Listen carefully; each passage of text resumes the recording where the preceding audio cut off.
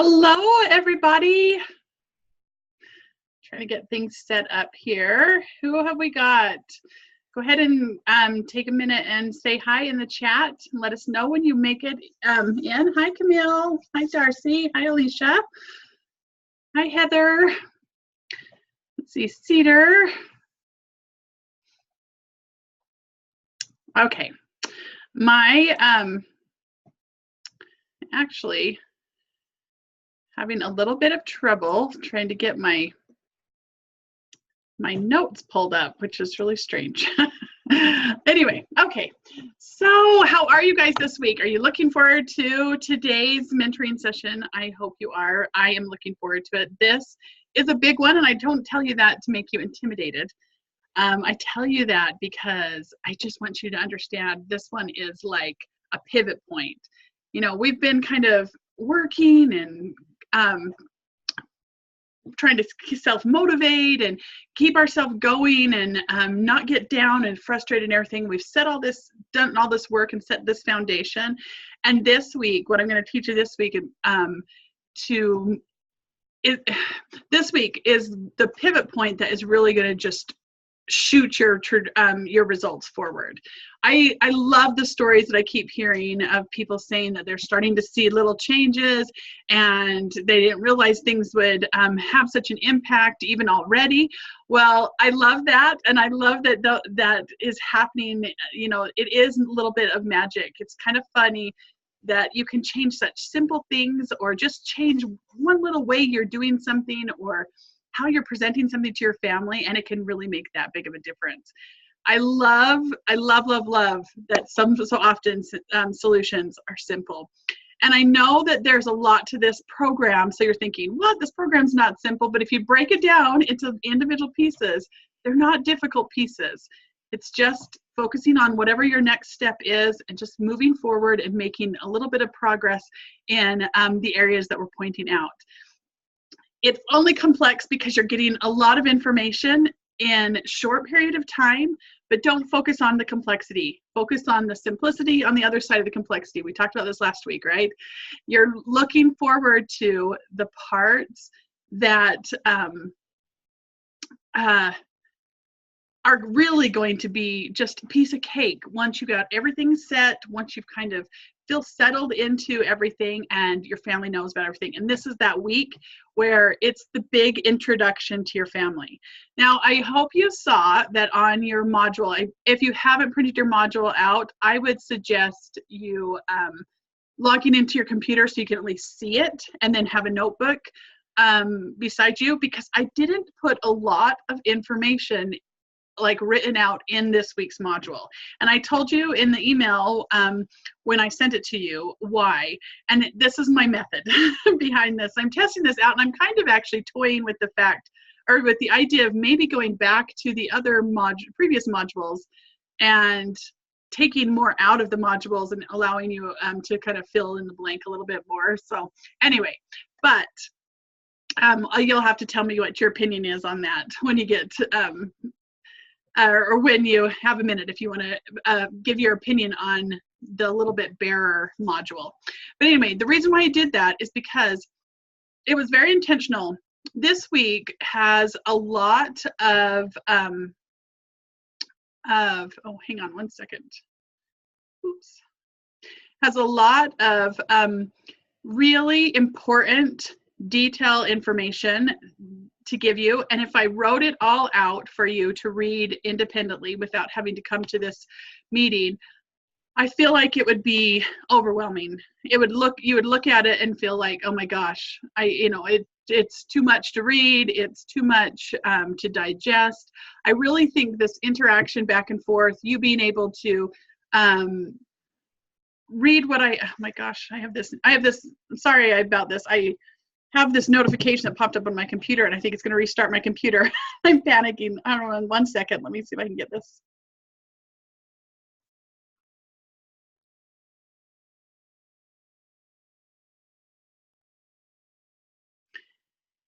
Sorry, don't mean to panic. Oh my gosh, if my computer shuts down, we're in a world of hurt. But anyway, sorry about that. I want you to be able to watch this training, and I want you to be able to listen for and glean the things that I'm talking about that are very specific to you. I don't want you to have to write down every single thing I say.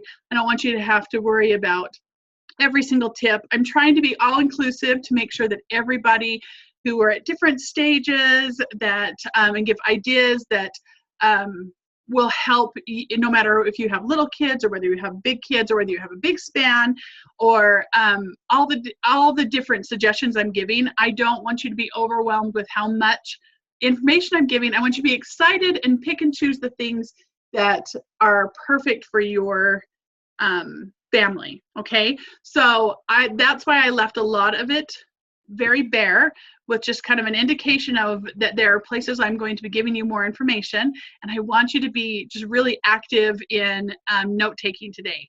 How does that sound? Is everyone good with that? When I want you to go ahead and make sure you remember, if you have a question, don't put it in the comment box. Go ahead and interact on the comment box no matter what, at any time during this program. But if you have a specific question you want me to ask or answer at the end, Tannen, my assistant, is going to be monitoring the Q&A, and if there's things that she thinks I need to stop and answer right then, she'll, catch my attention. And if not, we'll answer all the questions at the end. Okay? And the other change that I'm going to do this week is you're going to have to look at my full face this week, because I'm not going to show you, I'm not going to have the module up sharing my screen, because I'm going to go ahead and have the module up on just my screen where I can see all of my notes and all the things that I've filled in, and that way you're not overwhelmed by all that I have written down on there. And if you see me looking down at my computer, I apologize. There's so much that I want to make sure that I include this week and cover, that I will be checking my notes quite frequently, just to make sure that I haven't missed anything, because this, like I said, this is one of those pivot weeks that is so important. It makes me so excited. All the excitement and all of the enthusiasm that I've heard from you guys that you've shared in the group, and hopefully are feeling, even if you haven't shared, is just been so fabulous. It's been such an encouragement, but this week is going to be just kind of like a boost. As soon as you listen to and digest what we're going to go over this week, and you start to implement them and have this family meeting, and if you listen to how I'm telling you to do it and really taking the time to see the intention behind the instructions I'm going to give you, it's going to take off. This is the next couple of weeks, I just can't wait. I can't wait to hear the stories. I can't wait to hear how things go. I can't wait to help problem solve with you. I can't wait for you to ask questions and get the help that you need. I will answer any questions that I can today. And then as the week goes on and as you start to implement things, totally do not hesitate to ask questions on that Facebook group. Get everybody's feedback and make sure to tag me in a question if you have them. And I will either answer it right away there on the Facebook group if I can. If it's a longer answer, I do have to tell you, I do like, if it's something that I have to do a video or I feel like I can answer better in person, I'll save it until the Q&A on Friday and answer it there. All right? Okay, well, let's jump right into this week, our module number 5. Taking action and expanding your ripple. So this is taking that imagery of you starting and seeing it spread through your family, and just seeing that start to encompass more and more people in your family. Our intentions haven't changed. I included both of them this week because I want you to start seeing this as a big picture.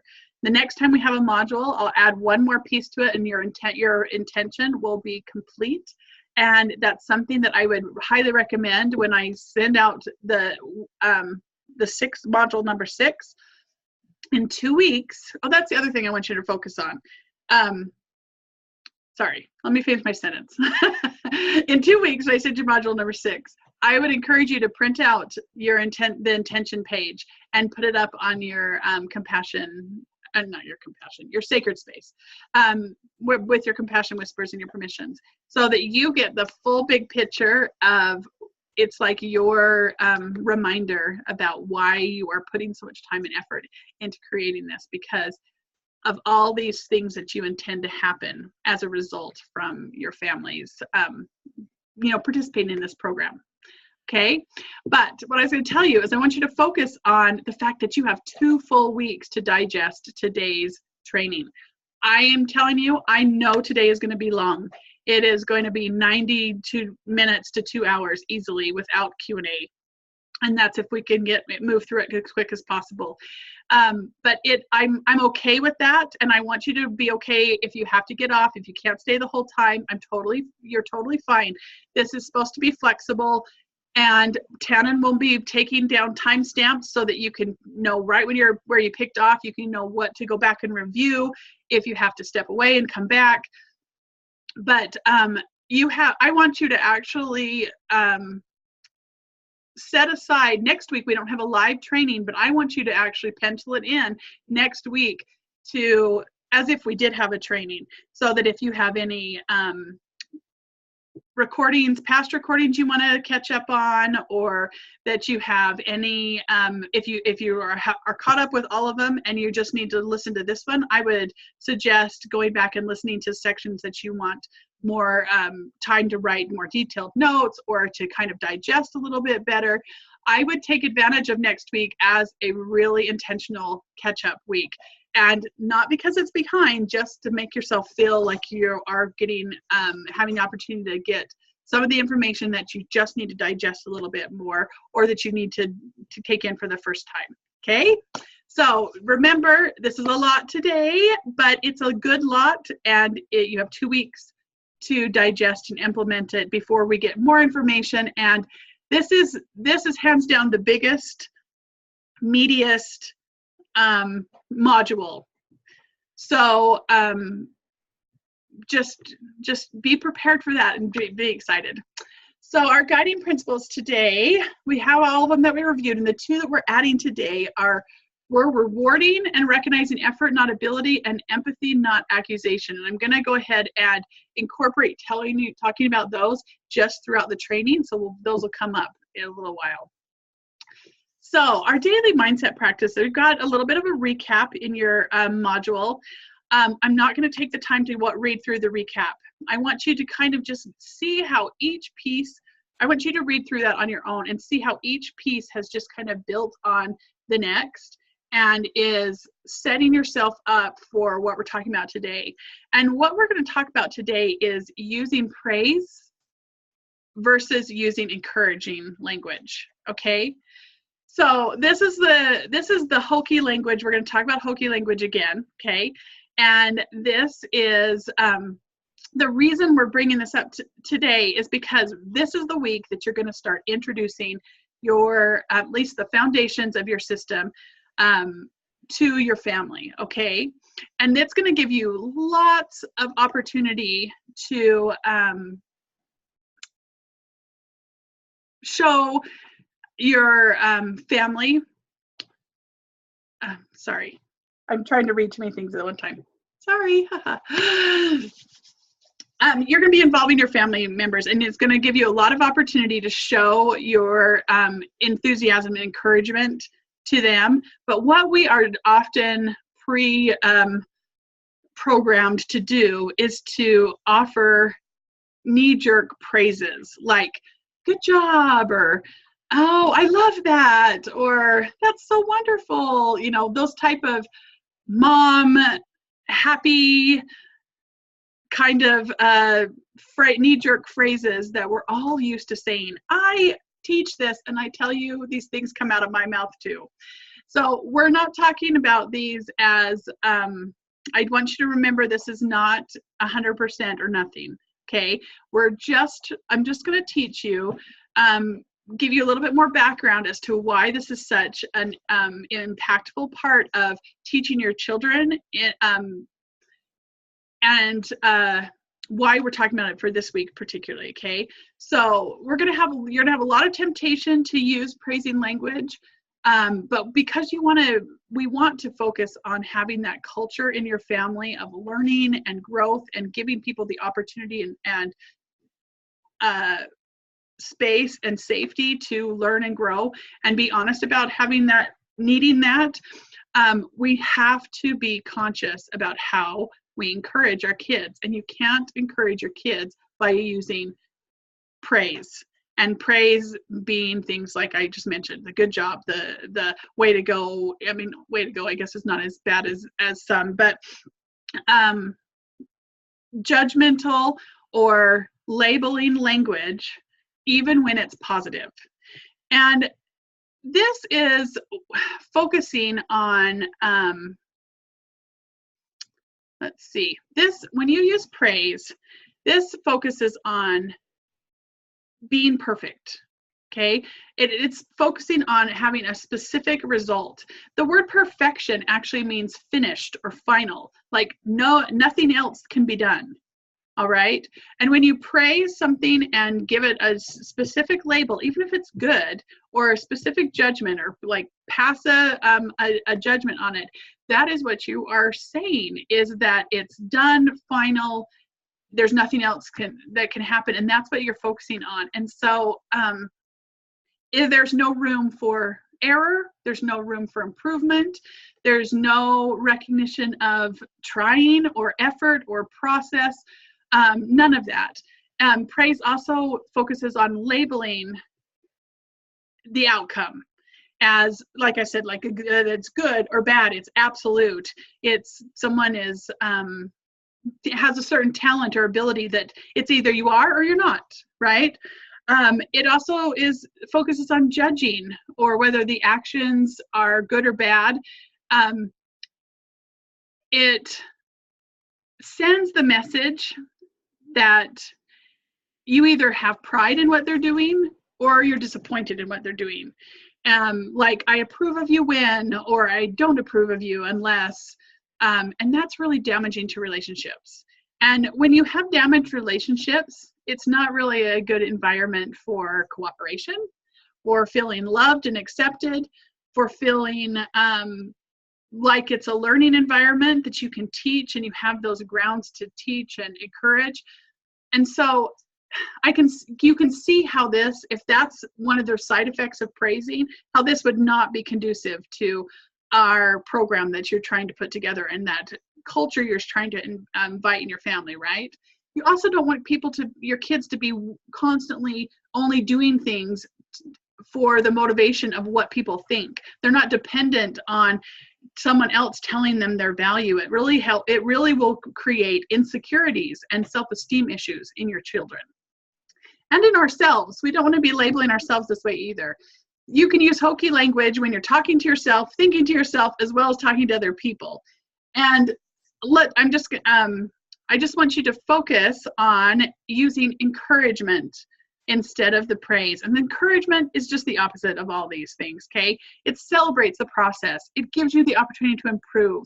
It focuses on 1% successes.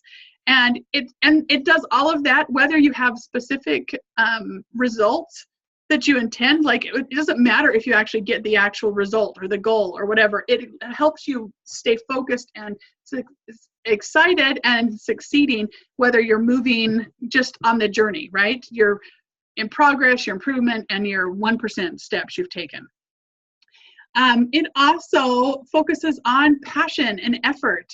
So it doesn't just it doesn't teach your kids that they have to be born with ability or have a certain talent for something.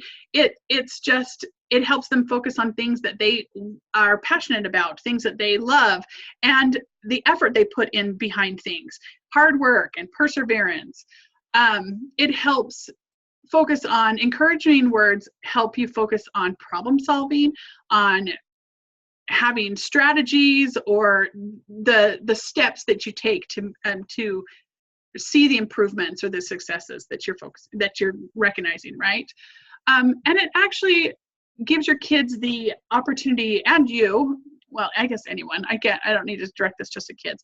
Anyone who feels encouraged, they are free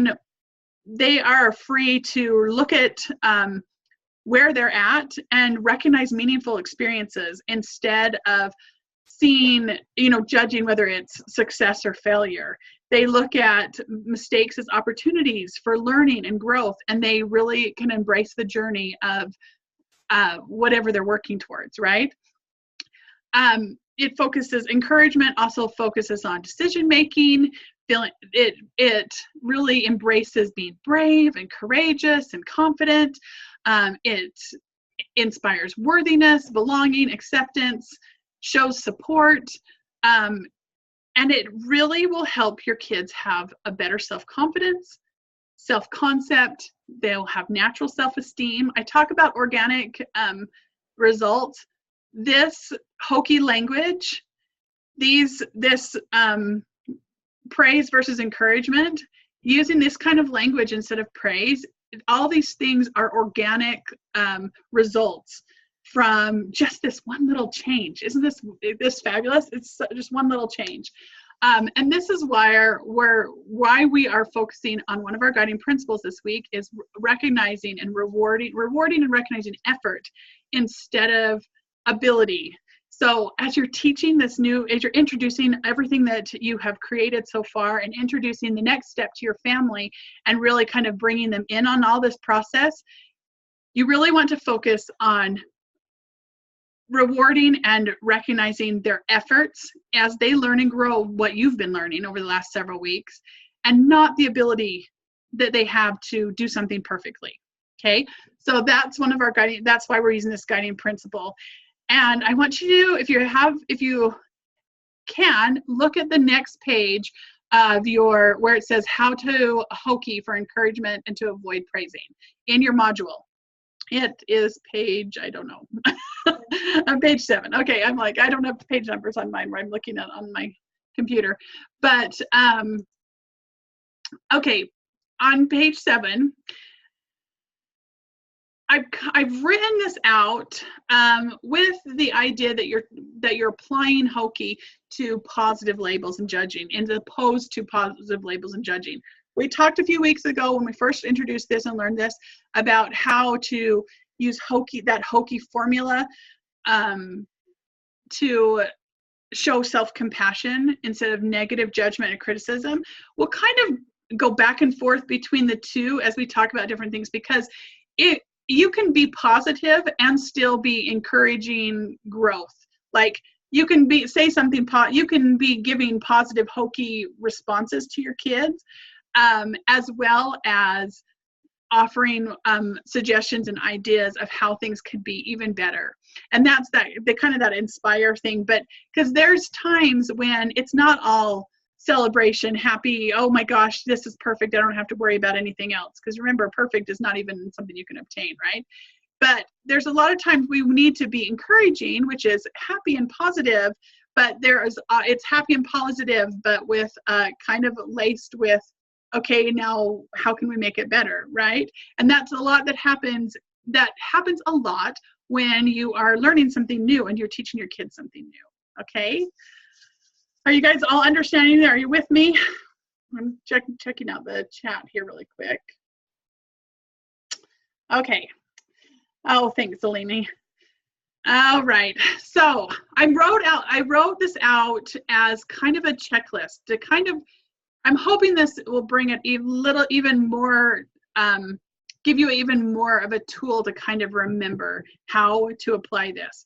I want you to remember the acronym hokey, because I think that's easy to remember, and you just have to stop and think, okay, what does HO mean? What does K mean? What does E mean? You know, that type of thing.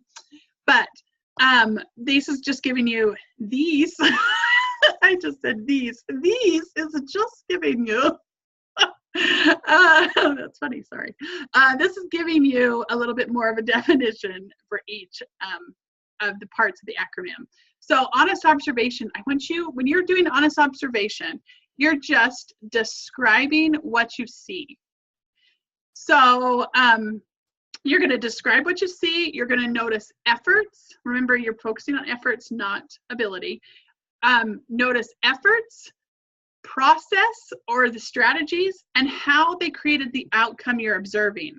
So, we'll go through these and we'll give an example in a little bit on the next page. You're going to focus on progress and improvement instead of a specific result. So when you're thinking about an honest observation, say to yourself in your head, what do I see? What do I see? What have I seen? What can I say can I describe what I think they have done? Does that make sense? So it's like, well, on the next page, I think the example is, maybe let's go back and forth as we do this. The example on the next page about where I'm giving you an opportunity to practice. The situation is your child makes their bed without being reminded. So your observation, describing what you see, might be, look at that. Your bed is completely made. You're describing what you're seeing, right? And you remember to do it without anyone reminding you. You're not saying that was good or bad. You're just saying, oh, you're just recognizing an effort. The effort or the process or the strategy that they did it without anyone asking or reminding them. It looks like you took some extra time on the spread, like on the bedspread. How did you get all the wrinkles smoothed out? You're focusing on what was the process. You're just still describing stuff you're seeing, right? You're observing an outcome, as in, oh look, it looks like you've taken time. You took a lot of time on your spread. So that's the example of practicing this on the example from the next page. Got it? You guys, are you still with me? Okay. So, and then you're going to use kindness. So after you've described what you said, especially, well, and this kindness part, if you're doing something good, or if this is a positive interaction, in other words, you're complimenting them, what I mean.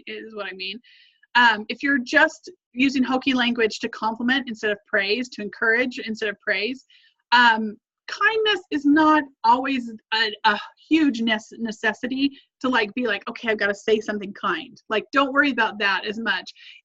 What I want you to worry about when you're in this type of situation is that you're not using fake mom voice. Your tone is what I want you to focus on when it comes to kindness in this scenario. Kindness is a huge one when you're showing compassion. That K in hokey is huge when you need to show compassion, or when you need to use hokey language, when you need to point something out that's difficult instead of judging or labeling. But when it comes to the positive side of using hokey language, it's really about your tone. Be loving and genuine. Try not to be overexcited, like, oh my gosh, like that is, no mom should talk like that, even though we all do. You just have to hear yourself and be like, okay, I gotta go back to being normal. Okay, oh yes. Just normal mom voice, okay? Don't be overly excited and sounding forced or fake. And notice or describe the feelings that you observe in them and how it might have affected other people. That's a good way to show kindness in these positive scenarios. Or you can be like, let me look down at the example. So the example with the bed making example. I bet that feels pretty good to have it all done. Am I right? So you're pointing out a good feeling or something positive.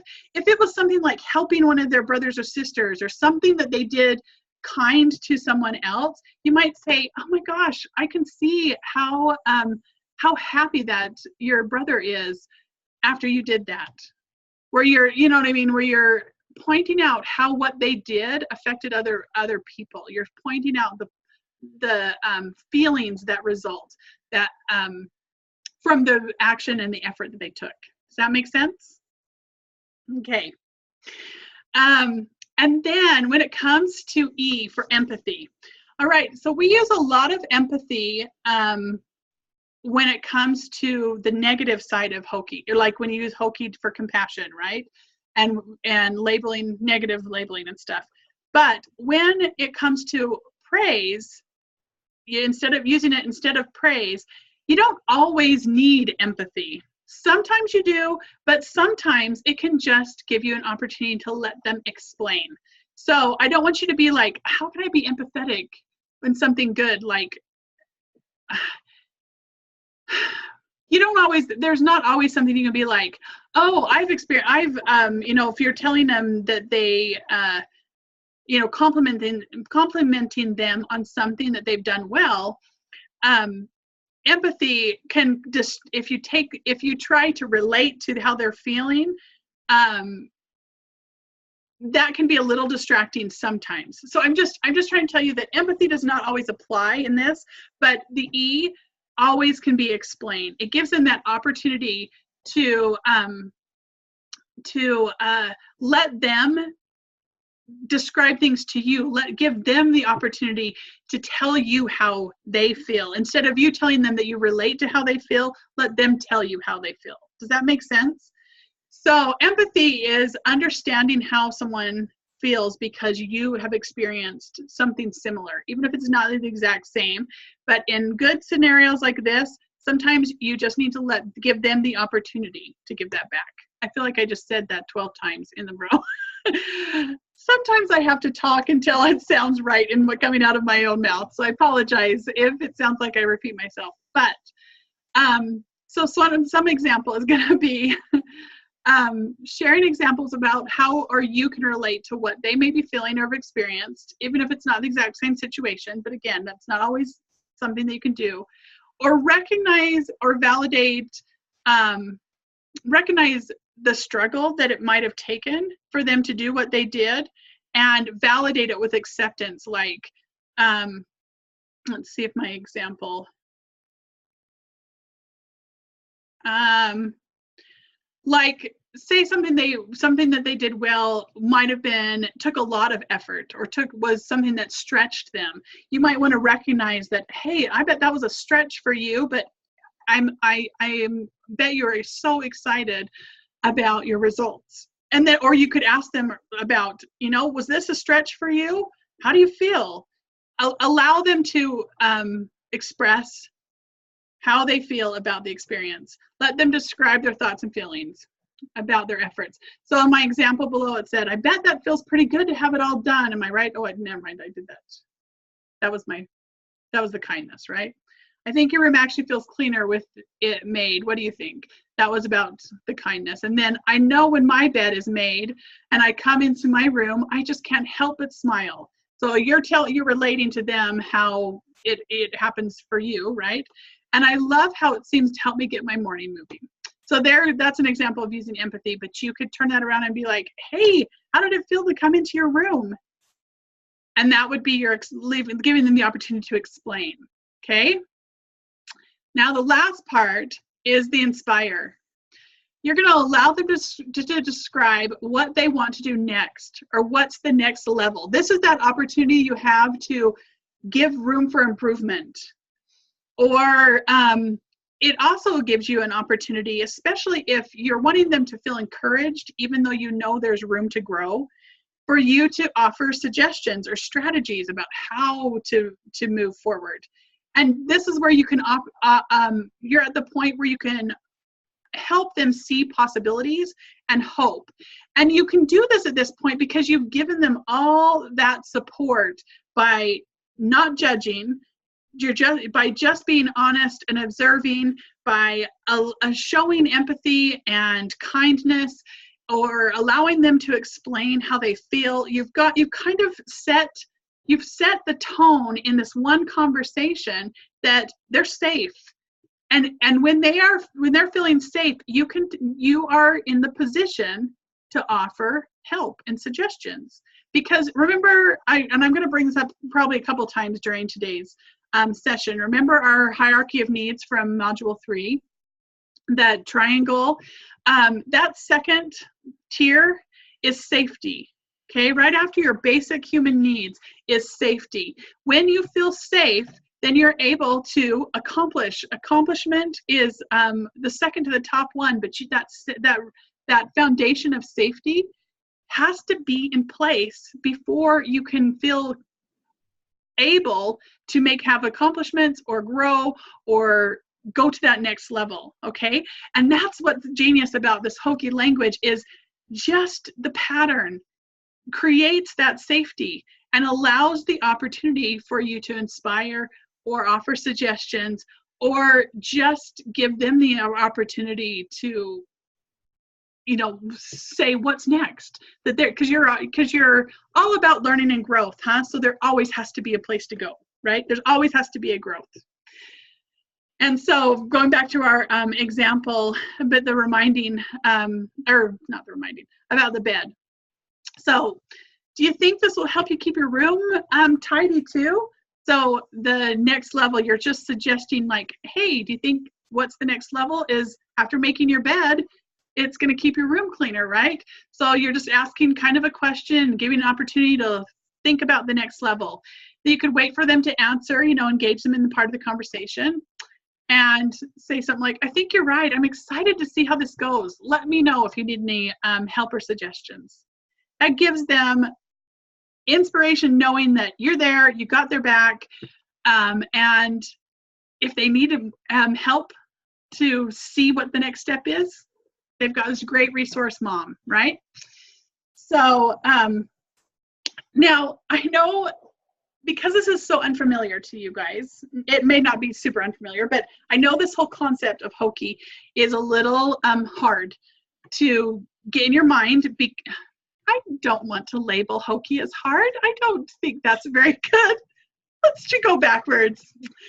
Just because hokey is new to thinking of it in that context, and things that are new can have you can have a little bit of difficulty at times implementing them. I want you to think even simpler. If this is something that you're finding is challenging for you, I want you to just take it back a step and just have in your head, don't label, don't judge. When someone comes to show you something, on the next page, I gave you a suggestion that I want you to fill in the blank. I'm not going to tell you the answer to that. Your child brings you something they've made. I want you guys to take a minute and look at the definitions of hokey and try to fill that in. Look at the hokey definition and premeditate what you would say. What's a description? Think about the last time one of your little kids brought you something, okay? But I just want you to keep in your mind when this happens and you're thinking, how do I do this? How do I do this? Don't label, don't judge. Don't label, don't judge. Like, that's all I want you to keep in your head. Don't label, don't judge. Describe, ask questions. Don't label, don't judge, describe, ask questions. Don't label, don't judge, describe, ask questions. Like, if you can't remember anything, if you can't think of a thing to say, just start describing what you see. And if you can't think of anything to say after you describe what you see, ask a question, okay? Whatever you do, don't label, don't judge. But I want to give you an out, because it's going to happen. It's going to happen. You're going to say, oh my gosh, that's good job. And you're going to go, I'm not supposed to say good job. I'm going to give you an out, okay? Because there's nothing that you can't go back and say. It's okay. But I'm going to give you an out. If you hear a judgment or a label come out of your mouth, immediately go to focusing on the effort. You can backtrack and completely climb on top of what you just said by recognizing effort. So if you hear good job come out of your mouth, you just say something like, I bet that was really hard. Oh man, I bet you worked. I bet that took a long time for you to do. That's awesome that you put that much time and effort into that. Or do you know what I mean? Like, and I even just said, that's awesome. I judged their time and effort, but it still is focusing on effort, okay? Not ability. I'm going to give you an example of this. Carol Dweck did a study. She's a researcher that wrote a book about mindset, and her book is called Mindset. If you're interested in reading it, that's funny. I just said. But she did this study where she took two groups of kids and she gave them 4 puzzles. Okay, and the only thing she changed. Okay, so this is how the experiment went. So the first puzzle she gave each group of kids was super easy. They were all able to do it. And one group, she said, wow, you did that so well. You must be so smart. That's what she told them, okay? And the second group, she said, wow, you did that so well. So she was using judging language, right? But then she said, you must have worked really hard. So one focused on them being smart. That's just their ability, as if that was just who they were, right? It was a label. She labeled them as smart. And the other one, she focused on their effort. She described the effort they put into something. She didn't label them at all, okay? So after the second, and then she gave them a second puzzle. But this second puzzle, they got to choose whether they had an easy puzzle or a hard puzzle. So the first one, she gave them just no choice. She just gave them an easy puzzle. Second time, she said, well, here's an easy puzzle and here's a hard puzzle. Which one do you want?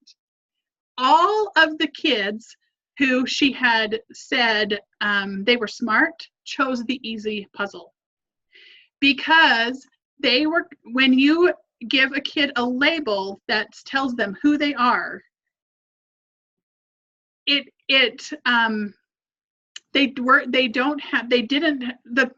kids in her study didn't have the courage to go against that. They didn't want to lose that label. They didn't dare do something hard and be found not smart. Okay, but the other kids who they were told they focused on the effort, they gave them a choice between easy and hard, and most of them chose the hard puzzle. And then afterwards, the third time, the third puzzle they gave them, they didn't give them a choice. They gave all of the kids a hard puzzle. And when the kids that were labeled smart got the hard puzzle, they had meltdowns. They hated the experience. They were given something difficult. Some of them didn't even finish it. They were depressed. They were upset, and obviously not fully depressed. It was just an experiment, but you know what I mean? Like, they were exhibiting like down. They were feeling very down. Some of them couldn't finish it.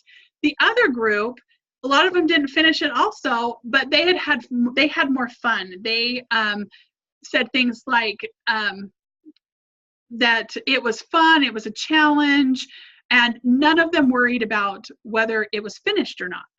And then on the fourth puzzle, they were given an easy puzzle again. So an easy puzzle again. And the group that had been labeled smart and had a failure because they'd been given a hard puzzle did worse on the easy puzzle than they had in the beginning. While the other group that they'd been focusing on the effort were given an easy puzzle, and they did even better than the first time because they had learned from the difficult experience and had focused on their effort. Isn't that eye-opening? Like, that's crazy, right? So this is where we need to really focus on praising effort, not ability, and not using the word praise, but encouragement. You know what I mean? You focus your attention on the process, not the results. Focus on the strategies that's working and what's not working and problem solving, and focus on the efforts, the choices, and improvements. You can be better at next time. Offer tools for help, okay? So as you're trying to implement this hokey language in your family, if you even need to step it down a notch and not think hokey, just think, what did I tell you? Don't label, don't judge, describe, ask questions. And if you catch yourself saying good job or something like that on accident, don't beat yourself up. It's okay. Don't beat yourself up. Just immediately add something afterwards that focuses on the effort so that you can kind of erase the judgment that just came out of your mouth. So, what, Tannen?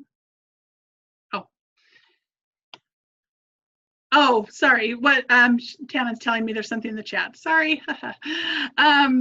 Alini, the book's name is called Mindset by Sarah. Yeah, Carol Dweck. Thanks, Sarah. That's exactly what it is. And it's really fascinating. It's interesting, but it's fun to see how to actually apply it to this particular situation. I love that.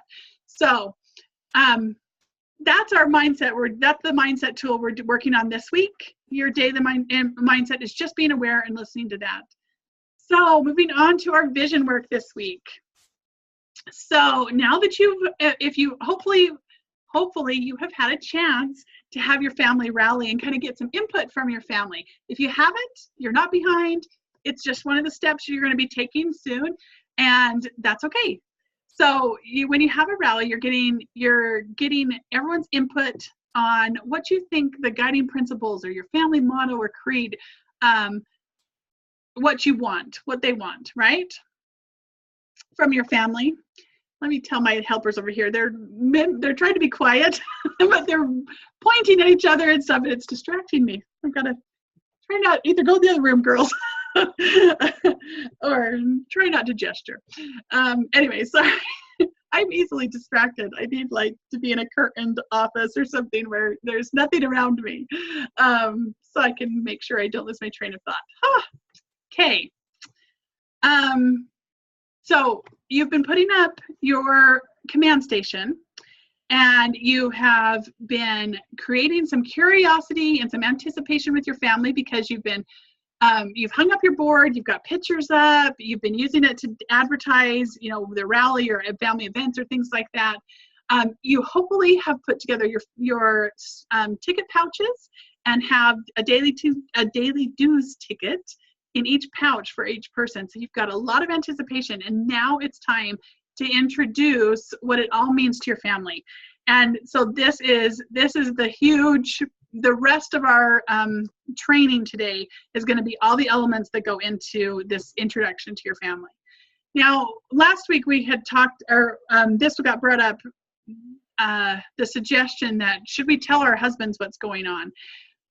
And I wanted to make sure I included that here because I do think that it is important to kind of let your husband in. At this point, if you haven't had a chance to do that already, this is a good time to take counsel with your husband, especially since you're going to have a family council. And I've got some suggestions of things to keep in mind when you do this. You are the only person who knows your relationship with your spouse.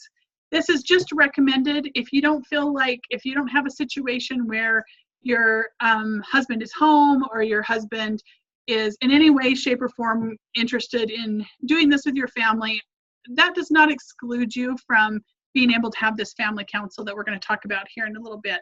This is just, this is just in an ideal world, you want to have your spouse there and supporting you. And if you want to do that, I think it's a good idea to gain his support by explaining what you're aiming for and what you've been doing before you actually present it to your family.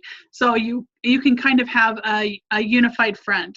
You're going to be the person that's going to be running the family council not because you're the head of your family, because that would be you and your husband unified together, right? But like I said, I'm describing in an ideal world. So if anybody has differences or exceptions to this, you are not excluded from having these kind of good results. I just want to make sure that I'm reiterating that. This does not have to look perfect. This does not have to be, everything looking all tied up in a neat bow.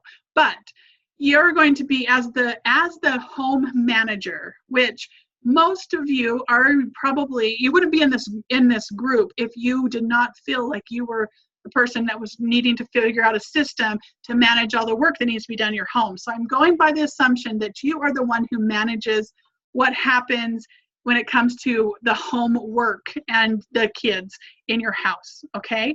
You do this with the support of your husband, I know, but you're going to be conducting this family meeting because you're introducing a system that you're learning and that you're putting together and that you're trying to elicit everybody's help and enroll your family in participating in, right?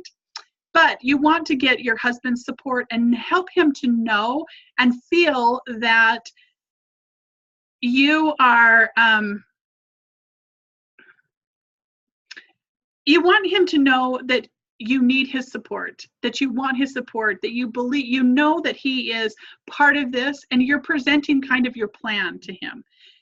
I want you to keep in mind a couple of things. If you're at the point where you feel comfortable to do this, these are just suggestions, 100%, not a marriage counselor, not a family counselor. I feel like I have to do these disclaimer all the time. These are just suggestions.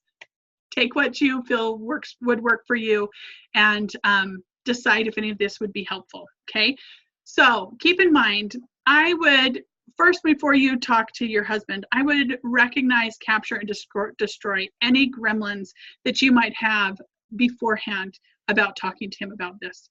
Write out any narrative, like what you think he's going to say, how he's going to act towards you, what do you think he's going to do when you introduce it to the kids, any of the negative things that you might be afraid of. All those gremlins, we talk about this all the time. This is so important, and this can have such a huge impact on your family. Those gremlins are desperate to get you to not do this. The gremlins are desperate to get in your way, to stop you, to discourage you, to make you afraid, to use every tool in their toolbox to get you to think that this is not something that you can do. Sorry, I'm going to get emotional.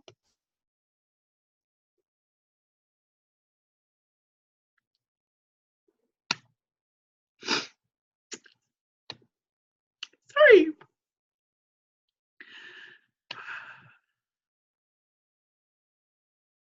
Don't let them get in your way.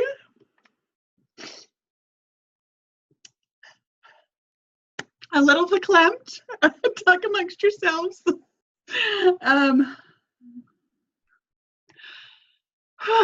Sorry. Don't want them to get in your way. So be aggressive about taking care of them. You want to create a new narrative to go into that conversation with your husband and have a good mindset for the talk you're going to have, okay?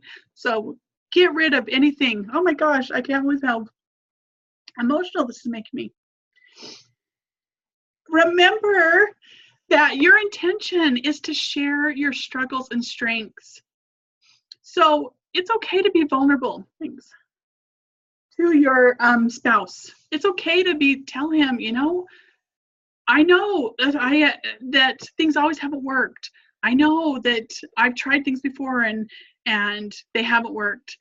I am okay with being imperfect. But what you need to remember your intentions. There's some really powerful lines in those intentions about modeling courage and embracing your imperfections and being like, I'm not giving up on my little family. Sorry, I don't know why this. I do know why this is making me cry because I'm so passionate about this. Sorry.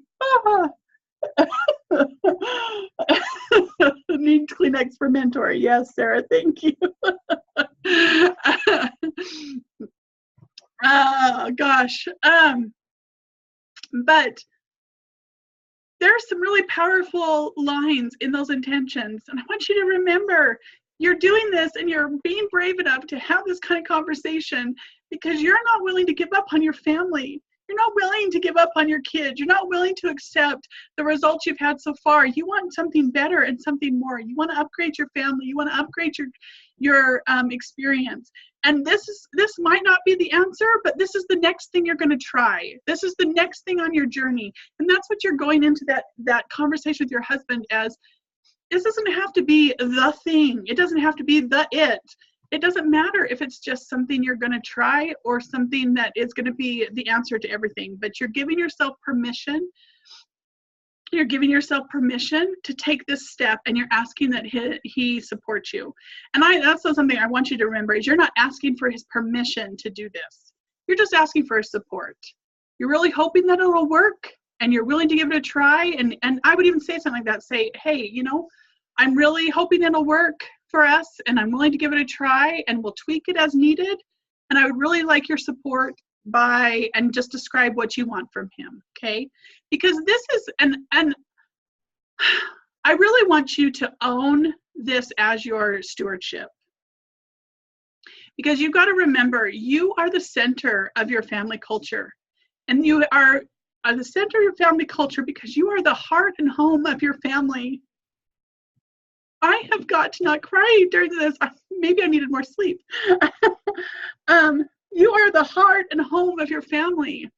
It's your divine role to nurture, teach, and care for those children that are put in your stewardship. So you have every right to make a plan and stand up for your family, for what you want to try, okay? So you can bravely go to your spouse and share your vision and your intentions to help him understand what you hope to accomplish, and the changes that you're trying to make. And if you haven't had a chance yet, share the things that you've been working on with him. Tell him what you've been trying, and be okay with being vulnerable. You do not have to be doing everything perfect before you can say, look, I'm trying. Just this fact that you're willing to try is admirable.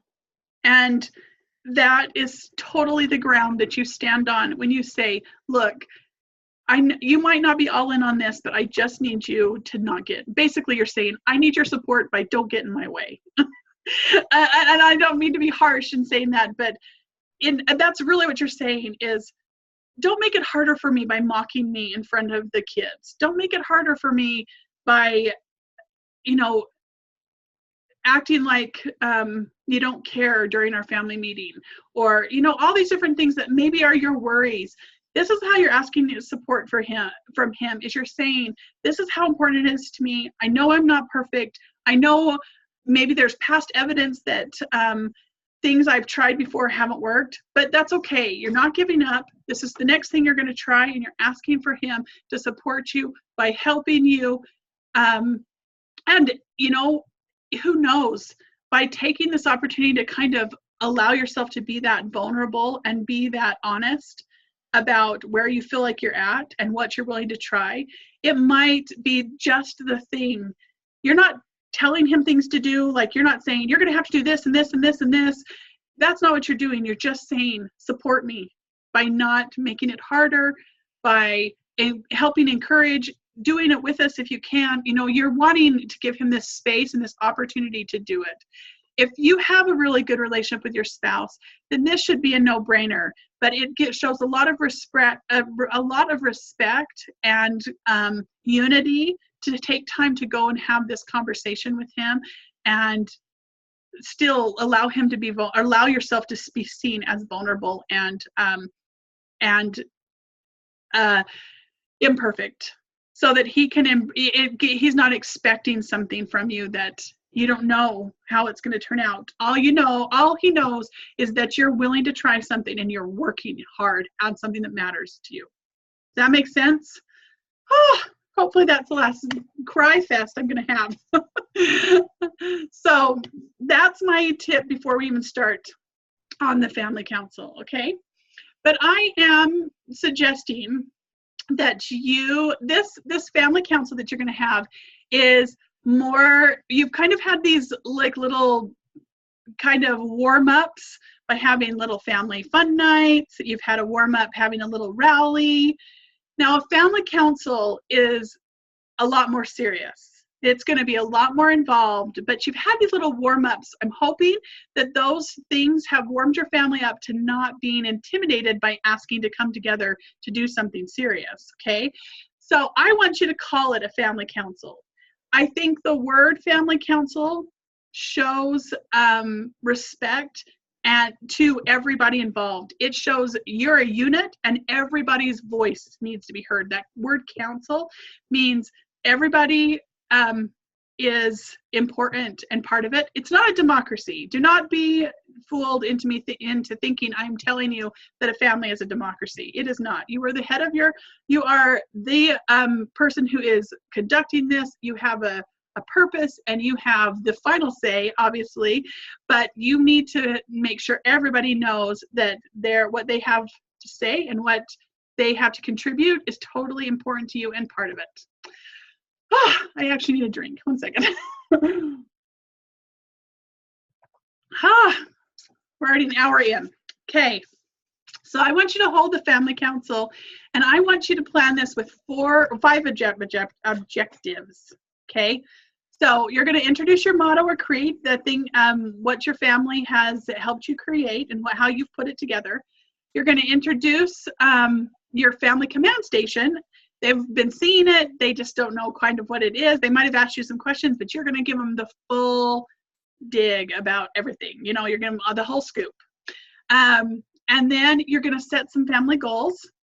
You're going to introduce the daily do's and define what free time is, and you're going to teach your family about the clean sweep. So as we go through the vision, the habits, and the your system sections of this week's module, it's going to get you through all 5 of these objectives, okay? So first, I just want you to choose a time. Make sure that if you possibly can, make sure it's a time when you have plenty of time. This is not a quick meeting. This is going to be something that you want to take a little bit of time at. This, I mean, it doesn't need to be hours long, but it's not going to be like a 15-minute quick little rally. So you want to have a time that you've got sufficient time. No one's going to be hurrying to leave, and that most, if not all, of your family can be there. You don't have to put it off if you have, you know, a teenager that works every single night and there's nowhere you can find it. You can take time, let your family know that you're going to talk to so-and-so, you know, whatever that person, child or person in your family name is, that you're going to talk to them and tell them the same things, that they couldn't be there tonight, but you'll get their input too. Just make sure your family knows there's no one left out intentionally. It's just circumstantial. Or if you have dad that works away from home or can't be there at the time, you can let them know that you've talked to dad, or let them know that you're going to be talking to dad and letting him in on what's going on. Totally up to you. Just try to do it with everybody if possible, okay? And the other thing I think that is a good idea is to involve as many people during the meeting as possible. Well, okay, sorry, I forgot. Make sure your family, when you invite them this time, that know that it's really important and that you're going to be making lots of family decisions. So they come to it not like it's a fun party thing like some of your kind of warm-up get-togethers have felt like. This one's going to be fun in the sense that there's going to be a lot happening. It's exciting because a lot of decisions are going to be made, but it's not necessarily a party, right? And then involve as many people as possible to keep them engaged. And here's some things I would suggest to keep them engaged during it. These are just kind of some precursor tips, okay? So one, take turns reading. So like when you're introducing your motto, have everybody in your family read a line at a time. We used to do that all the time anyway, when we just reviewed our mottos, or when we had family, family home evenings or family devotionals or different things that we did on a regular basis. Those types of things, we would pull the motto out and we would read them, but we would, in order to make sure everybody was kind of participating and paying attention, we'd read one line at a time. And if it was someone who wasn't big enough to read, the person next to him would whisper in their ear and tell them what they were reading. And that kind of thing. So when you're introducing your family motto, people take turns reading. Another thing you can do is you can ask questions like, what do you think that means? Read a line and ask them, what do you think that's referring to? Do you remember what you guys said you wanted? And what do you think that's talking about? Or how do you think, or when you're pretty soon I'm going to talk to you about, or tell you about it, explaining the command station and stuff like that. You might be asking them questions about things they're seeing instead of just lecturing to them. So use questions. Questions engage people in, just casually becoming a part of it instead of you just talking at them. Which reminds me, I should totally ask you guys a question. Do any of you guys have questions yet? I'm just lecturing at you. I'm not following my own advice. I'm going to check the questions really quick. Okay, both of those questions, Susan and Mindy, I see them and I'm going to answer them afterwards because both of them are a little more involved than I want to take the time in doing right this second. But I want everybody just take a second and tell me if you're excited or intimidated by the idea of doing a family council. Let me gauge your feelings right now. How is everyone? Excited? Awesome. Both. That's totally understandable. Okay.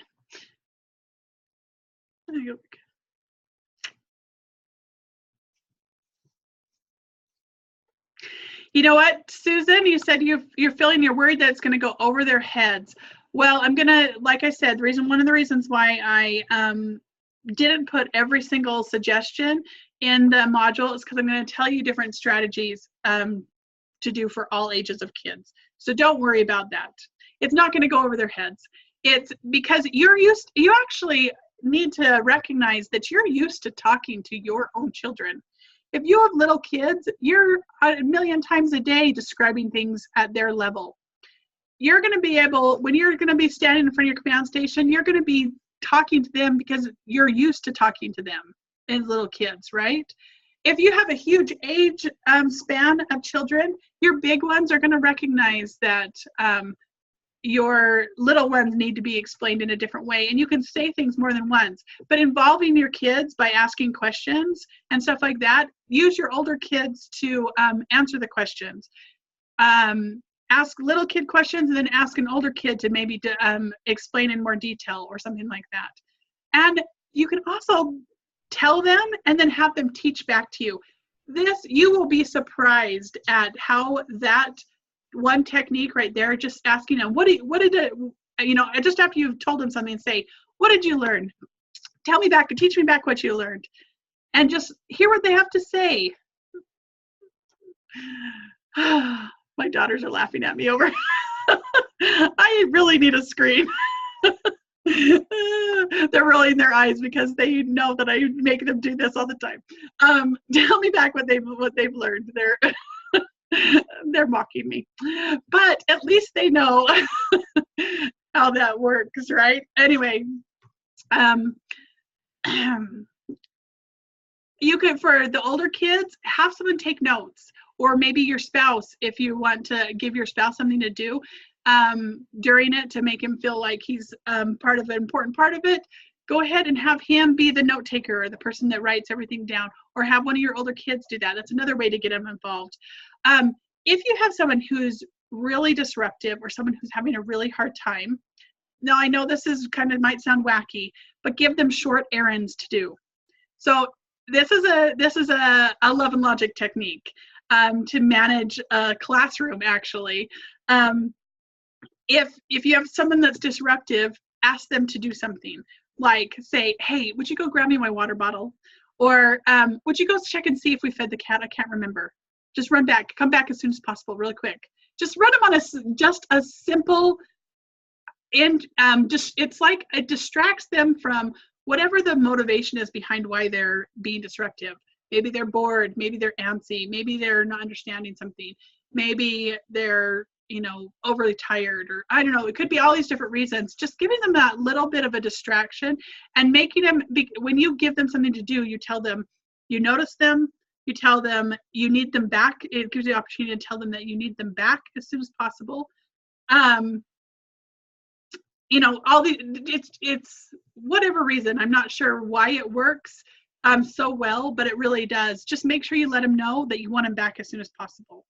Come back, we need you here, that type of thing. Just give them that little something to do. Okay, so those are my tips to just make it more interactive and more involved.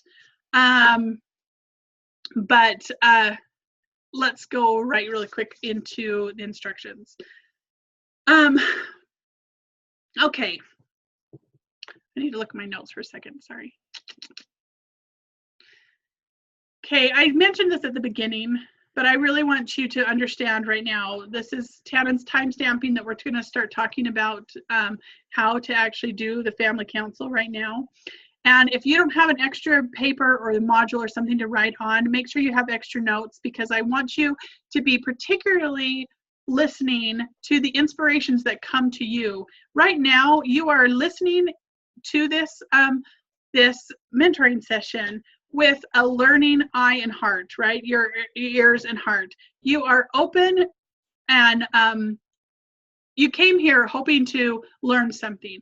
And that is like you are primed for inspiration. So no matter what comes to your mind, take notes. It doesn't matter if it's coming out of my mouth or if it's just an idea that pops into your head, write it down. You are open right now to receiving those inspired ideas as a mother. And I just want you to recognize anytime you're in a learning situation, ideas that pop in your head, those are sneaking through because your mind and heart are open right now. Okay, so I want you to have an extra piece of paper, and I want you to be writing down any ideas that come to your mind as I give you instructions. I want you to be aware.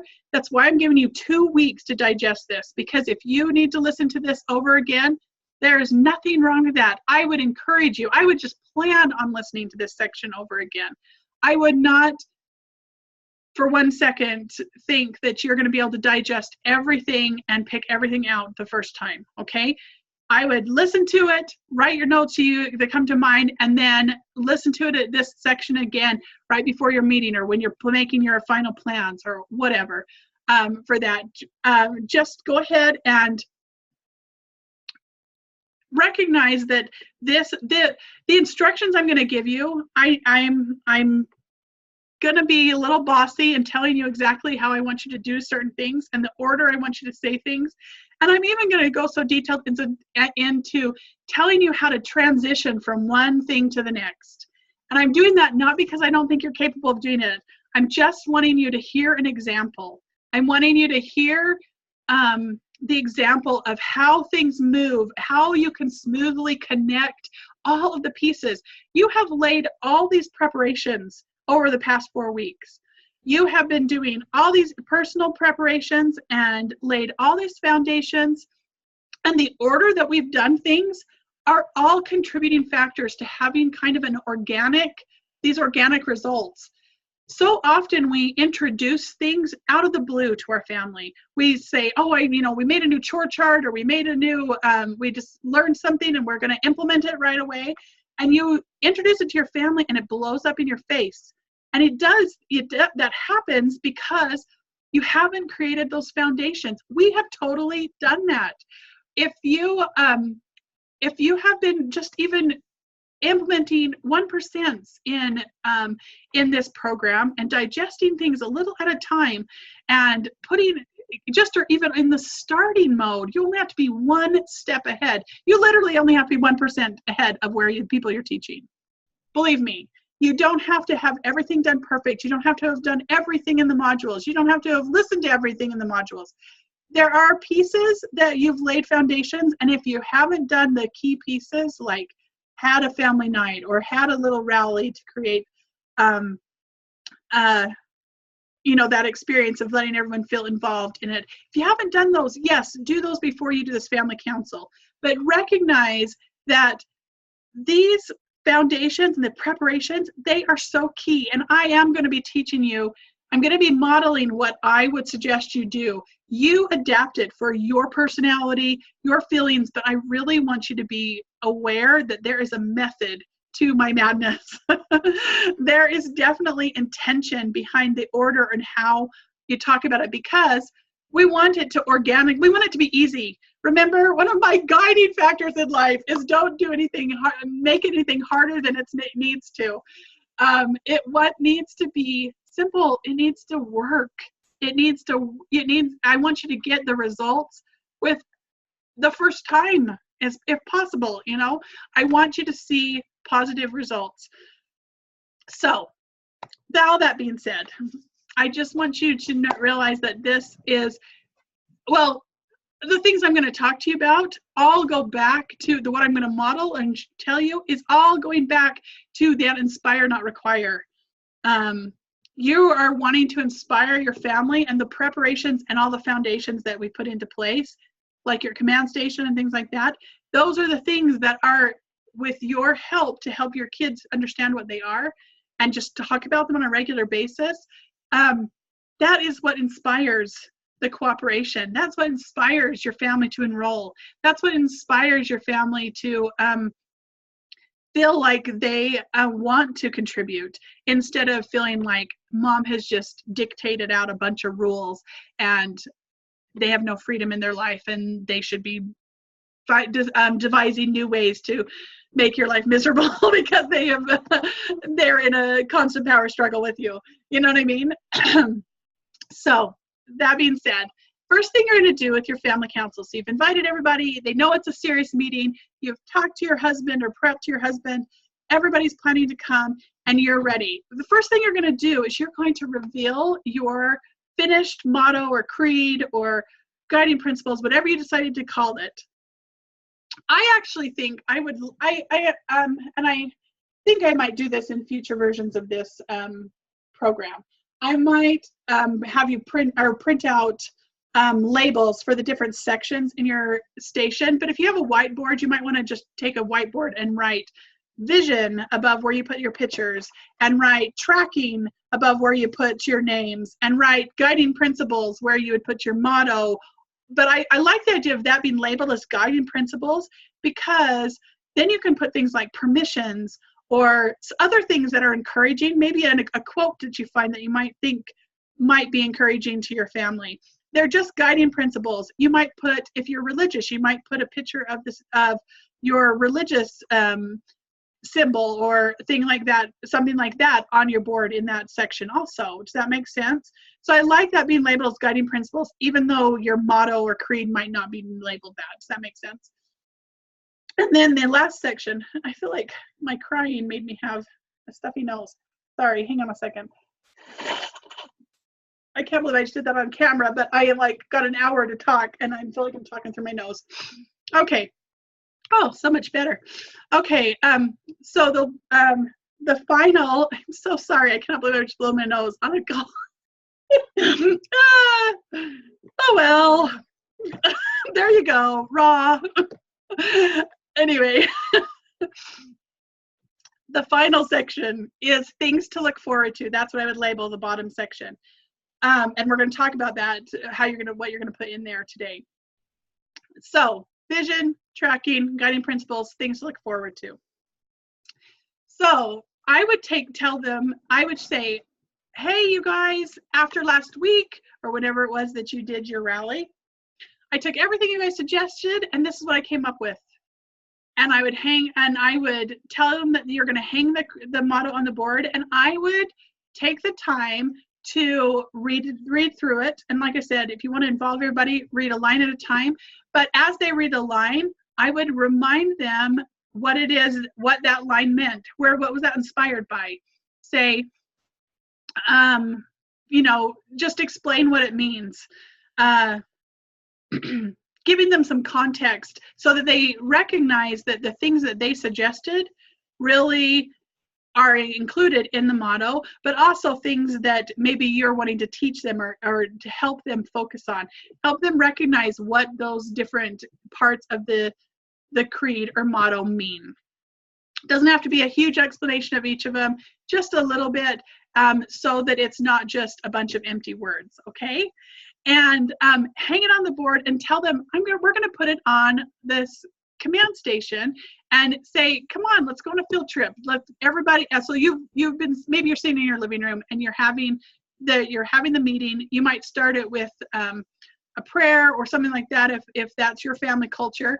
And you're going to read this and explain it. And then as soon as you're done reading it and explaining it, you're going to tell them, these are going to be our guiding principles. This is what we're going to aim for as a family. This is like our goal, is what we want our family to be like. And I'm going to put it on this command station and say, hey, let's go on a field trip. We're going to, and tell them where you're going to put it. And you're going to take them to the command station if they can't, especially if they can't see it from wherever you guys are sitting. Go on a little field trip. This is going to get everyone active and up and excited to go anyway. And you're going to do that. But I'm going to pause right here, okay? I'm going to tell you how, this is a pause about telling you how you're going to use this in your everyday, how you're going to use this motto in your everyday discipline with your kids, okay? One of the reasons why this is so important. So you're going to read it to them. This is not the only time you're going to read it to your kids, okay? Think of other times, like I suggested. I mentioned that we would do it like if we had a family night. Sometimes we would read it, or if we homeschooled, so every morning we'd have like a little devotional. We called it a rally every morning, and we would read it oftentimes in our homeschool at the beginning, just like kind of a guideline. And we did it until it became really familiar to people. So you might be thinking ahead of time, how often, when are the opportunities that you can regularly bring this up. Maybe if you don't have opportunities a lot, maybe you do it at Sunday dinner. Maybe you do it once a week at a dinner time or something like that. Or maybe you do it when you get in the car and you're driving to school and you guys just want to remind yourself about how you treat each other. I don't know. Yeah, those are just some ideas. But does anybody else have some ideas you want to say in the chat of when you could introduce this? You want to read it often enough, not so they're like, oh my gosh, this is a nightmare, but so they remember it's there. It's not a one and done. You're never going to look at it again and hope that someone notices it, especially those little kids who are probably shorter than where the command station is or can't read, right? You want to make it so that it can be heard out loud and they don't know that they're a part of it. And you don't have to explain it every single time, but this is a really powerful discipline tool, okay? Because you can, when you have issues come up, like there are kids that are talking back, or they're not doing what's expected, or they're not treating others like they should, you can tell them, let's go on a field trip. And I know I say that a lot, but I actually think it's kind of funny that to me that says, we're going to go on a walk. I need you to come with me and we need to go do something, right? And I would take them to the command station where you have these guiding principles and say, I think you need to be reminded about something. And they're standing there in front of your command station that not only has the guiding principles, but has all the other inspiring things on the board, okay? And whatever the situation is, you have all these tools on your board that you can use to just call up as a reminder. So instead of your first reaction to something troubling, like your kids fighting or them saying, no, that's not mine, or he did this, you know, what all the little tiffs that come up, all the little common at each other's throats kind of scenarios, right? It doesn't matter even how little they are. You can take them, if they're little enough, you can pick them up, pick them up and say, hey, let's go on a field trip. Come here, sweetie, you know, and say, you are used to talking to your little kids. You can say, remember when we put this together as a family? I'm going to tell you what this says, and just read one little line and say, you know, whatever that little line is. Do you remember we're supposed to be doing that? Do you think what you were doing is helping us do that? Oh, how, you know, problem solve with them. How can we do it better? What should we do? What should we change? You know, you're going to pick out the principle that will help them and explain what that particular principle means. Ask them to teach it back to you. You tell them, you to ask them what they heard. And if you need to tell them again because they didn't explain it, they didn't understand it, then tell them again. Just say it in a different way. And you're just having this little conversation. This is so much more positive and less energy draining than getting mad at your kids all the time, right? You have this foundation because you've got this command station that has all these visuals, as well as you've had this experience where you've put into place these guiding principles that you're like, everyone has agreed. Everyone is excited about because they not only helped you make it, but they're here going to be helping you make decisions about how this is implemented in your family. So taking that opportunity to, instead of punishing a kid or getting mad at someone or, you know, being reactive when these situations come up, you can be like, okay, sounds like we need to go on a little field trip, and take them over to command station and say, I think we've forgotten some things. Point out the principle, teach it to them, have them teach it back to you. Ask the question of if what they were doing or what you want stopped or what you want changed, is that really helping, or is that contributing to what these things that our family goals or the guiding principles that we are supposed to be living by. You know, make sure you say, you know, I love these pictures of our family.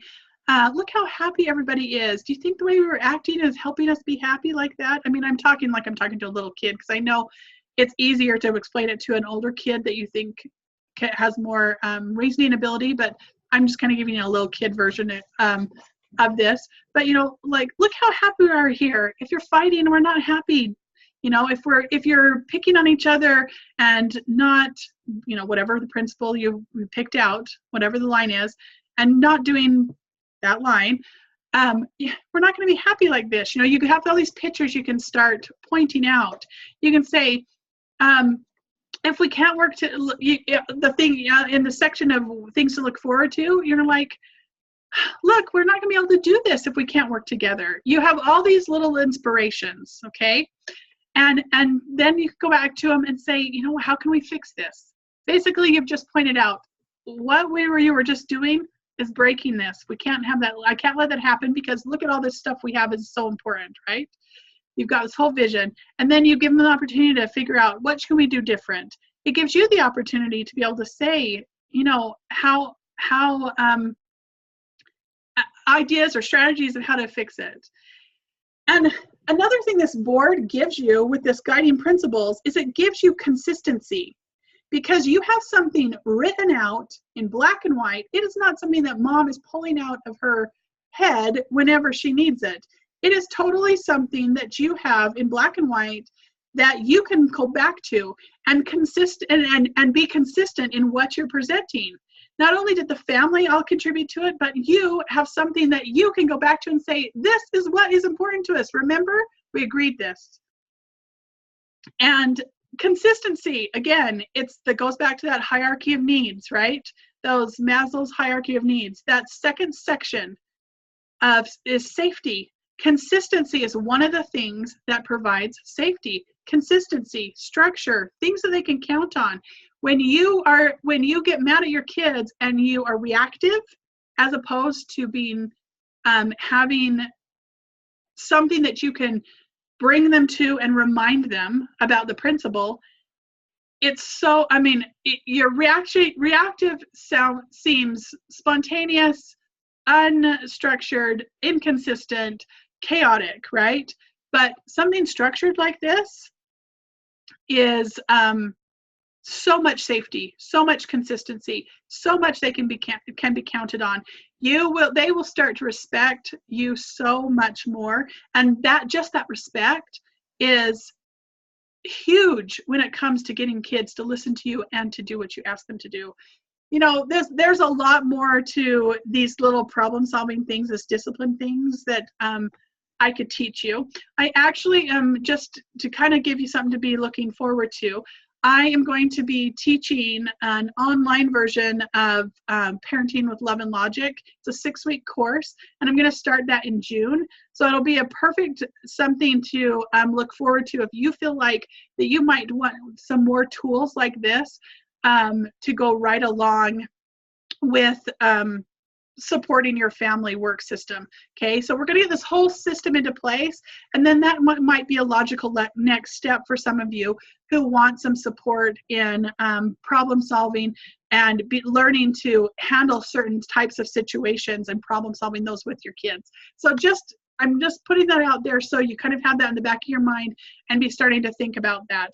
It might be a perfect next step for some of you who have that interest. So you have them there, they've gone on a field trip, you've just hung your motto up, you've already read it and you've explained it. The next thing you're going to do is you're right there at the board. The next transition is to explain the whole board, okay? You're going to introduce them to the command station and all the different areas. This should only take you about 5 minutes. That reading the motto and explaining it should be about 5 minutes. So you're about 10 minutes into your at this point, you're about 10 minutes into your family council, okay? 10, 15 minutes. You're going to tell them about the vision, or show them the pictures and say, these are the pictures that remind me of so many of our family good times when we've really connected, and it really shows the love and the connection that we have. I love these. This reminds me that there are times when this happens, and you can even acknowledge that sometimes we don't always feel this way. I wanted to put these pictures here so that we remembered that it's possible, that we can make choices to make this happen and make this be more of our norm instead of things that are rare or few and far between. The next stage, the next part, you're going to show them your tracking, right? You're going to say, okay, and then I've listed everybody's names right down here, and this is where this. Why can't I say the word this? These. Oh, geez. This is where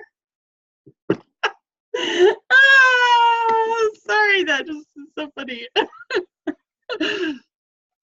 This is where you are going to, we're going to keep track of things that have to do with our work system. And you can tell them, you don't know a lot about the work system yet. We're going to talk a little bit about it before our family council's over, and we'll learn more about it in the next couple weeks. Don't worry too much about it at this point. If you've already set up your laundry station, your laundry system, or maybe you had one before this course and you're not doing the invisible laundry, it's okay. Whatever it is, where your names are, that's a good place. That's a good place to indicate when people's laundry days are. If you have different laundry days, that's one of the things that I like to track there, because you can at a glance see whose laundry day it is. So if you have something like that in place, or a system like that already in place, you might tell them that's what those things mean. We are going to, when we get talking about chore tickets on the next module, and the next two modules, we'll be talking about the actual chore tickets and the work system that you're going to put into place. There's a couple other little tracking things that we'll use that list for, but just let them know that's what it's going to come up. It's going to be coming up. Don't worry about the details. They don't need, and just tell them not to, actually literally tell them, don't worry about the details. I'll let you know later. It's just another little foundational thing to let them anticipate and not make them stressed out about it, okay? And then you're going to talk about the section about things to look forward to. And this is a perfect transition, okay? So you've put up the motto and you're just worked kind of counterclockwise around your board, however you've organized it, I guess. In my mind, the way I had suggested you organize it, you're working counterclockwise. Anyway, in year 2, the things to look forward to. And it should be relatively blank unless you have a family fun night or your rally or something that you haven't had yet.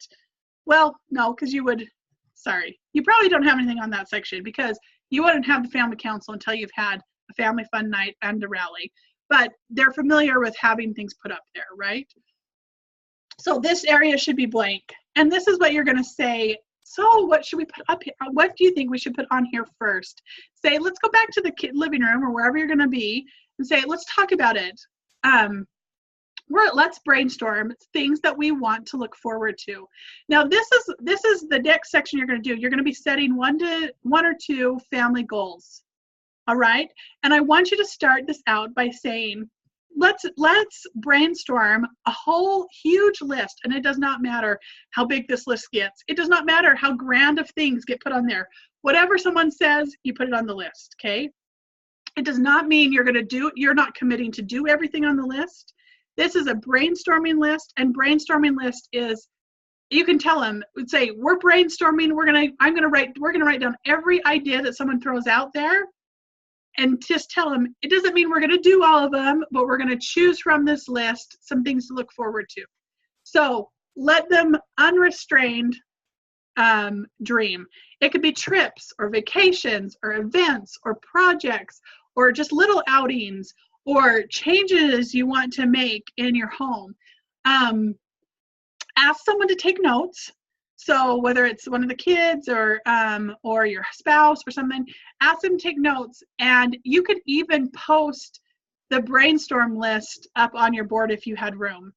I think sometimes these tend to be giant lists, so you might not want to do the handwritten one, but you might type it up and have the list of family dreams or something, or things to look forward to, just knowing that you have the ability to dream a little bit and look forward to things and work towards things, all right? So then you're going to look at that and you're going to say, okay, let's decide about one or two things that we want to work for right now. And you're going to pick at least one short-term thing. So this is something that can be, that's plausible. I mean, very possible, like some easy to reach, short-term, reachable, doable, not too expensive, or you know that you guys can handle this.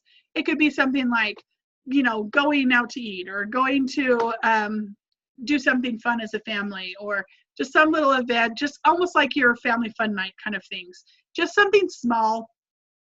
And then you're going to pick something that maybe is something a little bit bigger.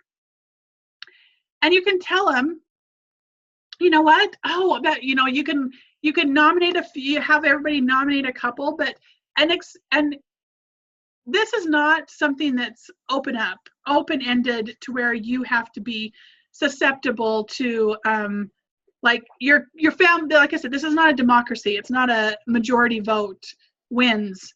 It's you as the mom can be like, you know, I don't know that that's the first one we want to pick this right now, but what about this one or this one? Giving choices of what to kind of direct and help them, you know, kind of are steered towards ones that you know are things that you're willing to work towards as a family right now. Okay. And tell them that after the fact, you're going to, you know, you're going to circle them right now, but you're going to look for some pictures and write a description about what you're going to do. And you're going to put it up on your things to look forward to. Tell them to be watching for that over the next couple of weeks or a couple of days, because you're going to be taking your family goals, and the one or two that you guys have picked, you're going to put it up there. And I would suggest, in addition to that, you're going to pick a home cleaning goal, which doesn't sound that excited, but it could be one of your suggestions for the brainstorming list, okay? So mom's going to be offering suggestions, dad's going to be offering suggestions, and in your pre-meeting, you could even decide on a couple. You might decide between the two of you, like if you want to do a vacation or something, you might decide between two vacations that you are really willing to do, so that when the brainstorm lists come up, one or both of you could offer those suggestions, and you could steer your family towards choosing between the two suggestions, to kind of, they get that feeling of being able to be part of things and choosing things without it being something that you're stuck with, that you're unwilling to actually do. Does that make sense? Are you guys still with me? I don't see a lot of chatter anymore in the chat box. But I want to make sure. Are you guys awake? Are you there? Okay. Anyway, but you want to be doing some of the house cleaning goals. So you could just casually insert, you know, like, oh, I think it would be so awesome if our living room was like always clean and ready to entertain. Like maybe that's something you want to look forward to. Or maybe it's that you have a family room that is always tidy and organized, so that you feel like you could totally have family fun nights there anytime you want without having to worry about cleaning it up. Maybe you want to, maybe it could be your laundry system. Maybe it'd be like, I would love for the laundry to be invisible in our house. Wouldn't that be nice? No one having to worry about laundry, and we never have laundry piles anymore. Like maybe that's the goal. Like just say it in a way that it looks like something to look forward to. Oh my gosh, wouldn't it be so nice if the kitchen was clean and it was so much easier to make dinner and have dinner all together? Oh, that would be so nice. I'd love to have that be something. Just add it to the list. And then let them know, when you're picking goals, let them know that, you know, the better and smoother our house runs, when we share the responsibility and getting the work that needs to be done out of the way and done, the more time and energy we're going to have to do all these other fun things.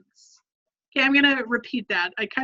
I'm actually going to read what I wrote word for word really quick, so apologize. I am going to read this because I do want you to kind of write it in your own words. I know sometimes my husband always tells me when I write things down, I write like I talk, and I don't talk like other people. He tells me. So write it however you want, but I'm going to read this to you, okay? So the better and smoother our house runs, sharing in responsibility, getting the work that needs to be done around the house done and out of the way, the more time we have and the energy we have to do the fun things we want to do as a family. Okay, so this is you're taking a transition to start talking about daily dues and personal responsibility.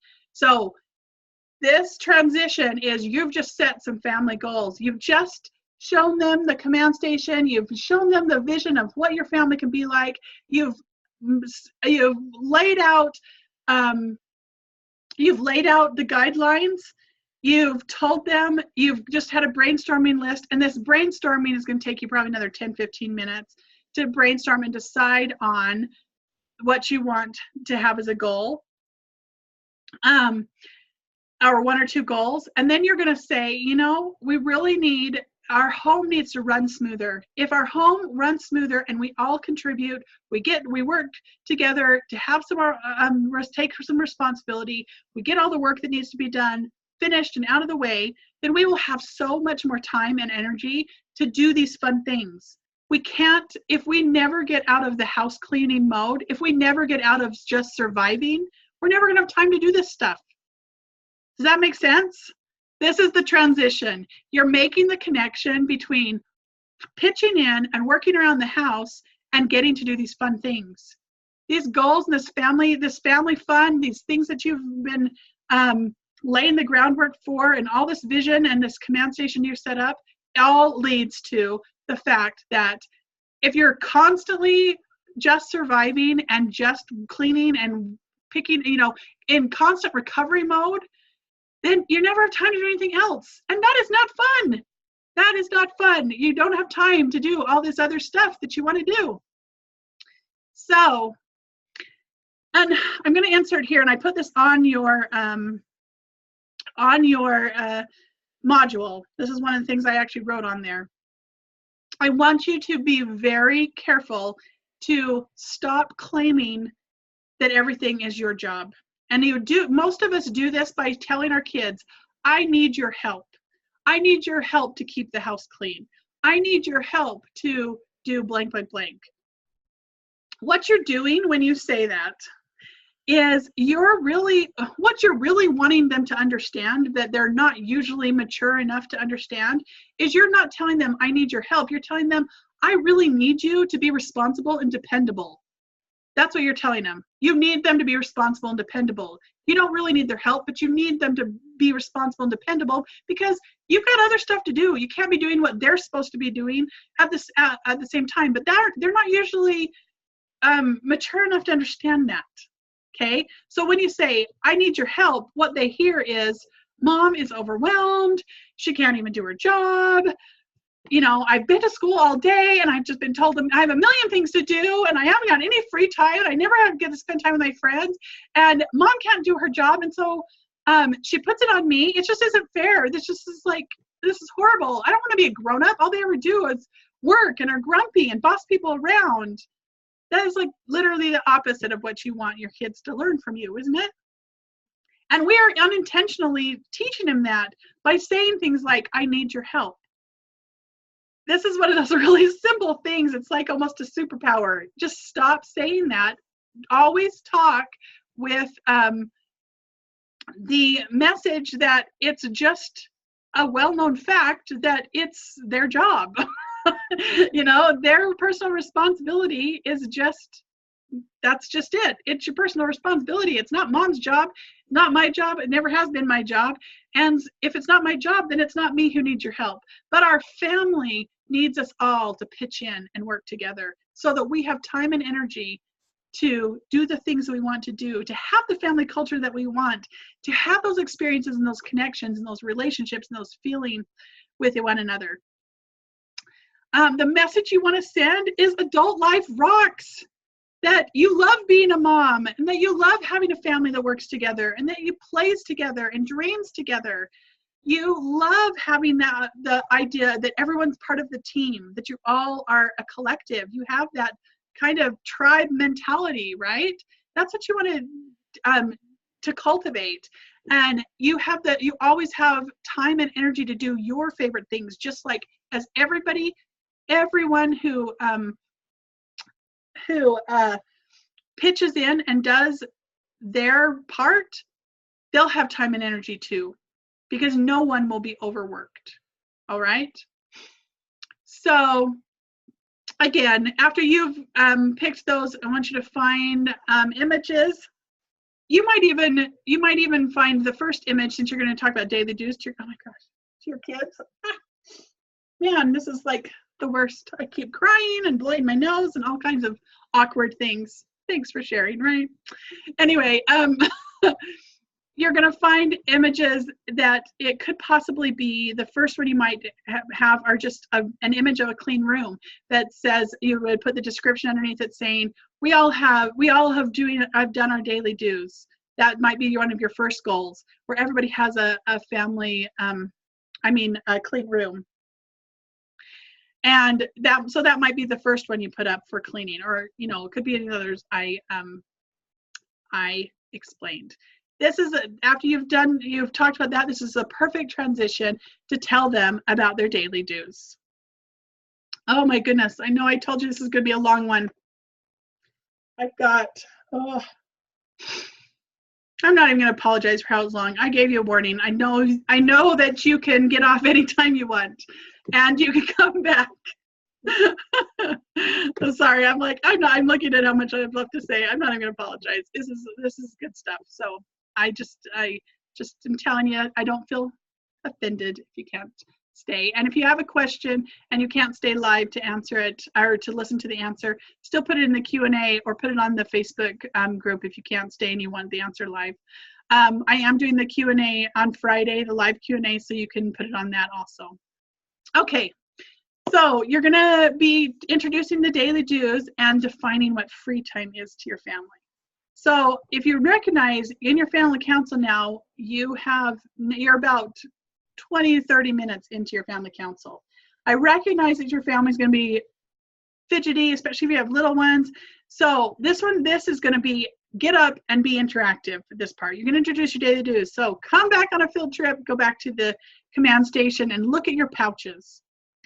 Okay? I'm not going to read the basics that I put in your just review the basics of your daily dues that I listed again for you in your module.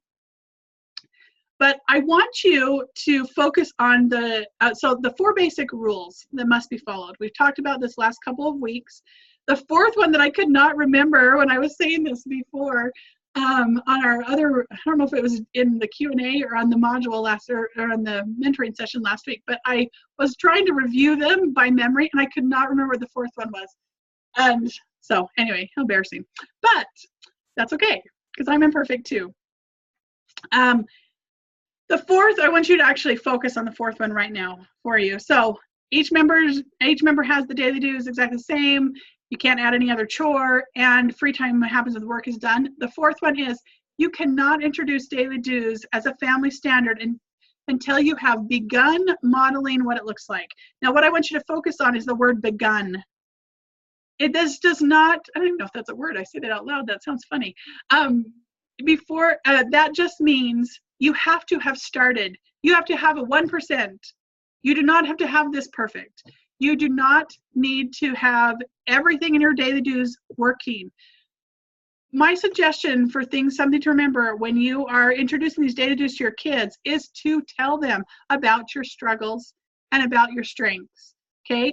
Tell them, you know what, this has not been a strong suit, or maybe you have had something that you have recognized is a strong suit of yours. Maybe you've always made your bed and you want to say, you know what, I've always made my bed and this is how it is affected my mornings and my days. Or maybe it's something you haven't done and you're like, you know what, this has not been a strong suit of mine and I'm trying to do this now, and it's been fun to have this goal and to set every single day. You just need to show that you are also working on this and acknowledge that you still have room to grow and that you're excited that your family is going to see how much progress you make and that you're working towards this together. So I just don't want you to look at that, one of those rules, and say, I can't start teaching my kids this until I've got mine done perfect.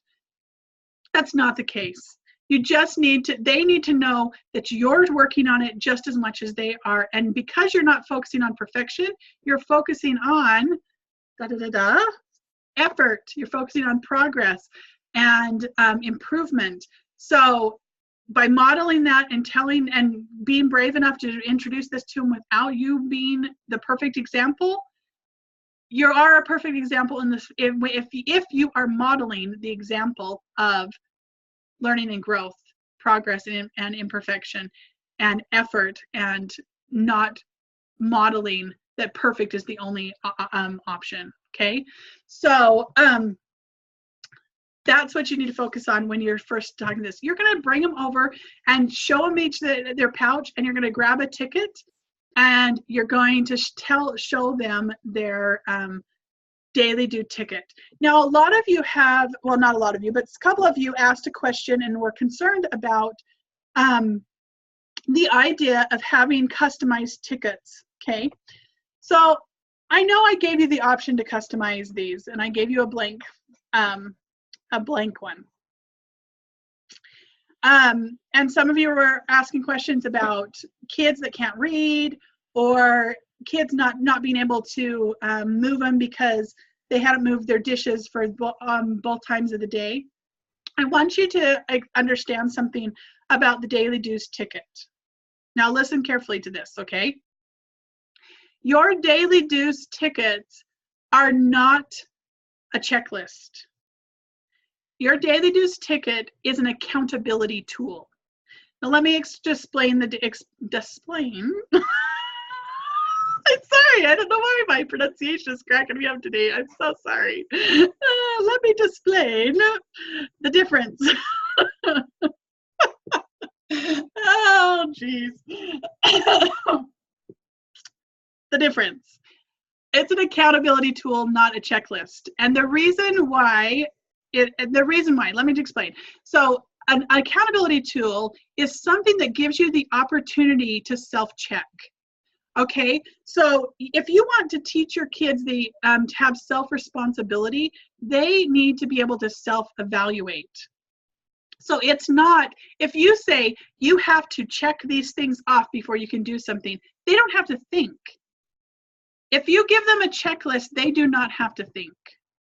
They don't have to think about, they might have to ask themselves what each thing on the checklist is, but they don't have to evaluate whether they think it's finished or not. So this is what I want you to do. Just a second, sorry. It's also a tool, so it's an accountability tool for them to self-evaluate, but it's also a tool for you as mom to easily monitor what's been done without having to micromanage. Okay, so all you have to do is walk by the command station and see who has moved their ticket and who hasn't. And if the ticket's been moved, maybe you just take a sweep through the house where you just walk and see where that kid is. You know, maybe if their ticket's been moved to done and they are, having free time or whatever, you might just take a sweep by their room and just glance in there without having to do much. If someone hasn't moved their ticket, then they still have not evaluated whether they feel like they are done with everything they need to be done with. And so that you can go and check with them and make sure that they don't need help, or that they're not doing the things that they're not supposed to before they have everything they need to done. Does that make sense? So it's just an easy management tool without you having to be quizzing your kids every 5 seconds. Are you done with this? Did you do this? Did you do this? Did you do this? That just sounds like nag mom when they first get home from school, right? Or when they wake up in the day. You don't want to be the mom that the only time you only have time to nag them, because that's all you have to say to them all the time. You have this giant list of things you have to check to make sure they're done. This is one of those tools that gives you more freedom to be able to have real conversations with your kids, to be able to talk to them and notice things that are not just giving them a checklist of a million things to do. Does that make sense? So before I'm looking at the chat box.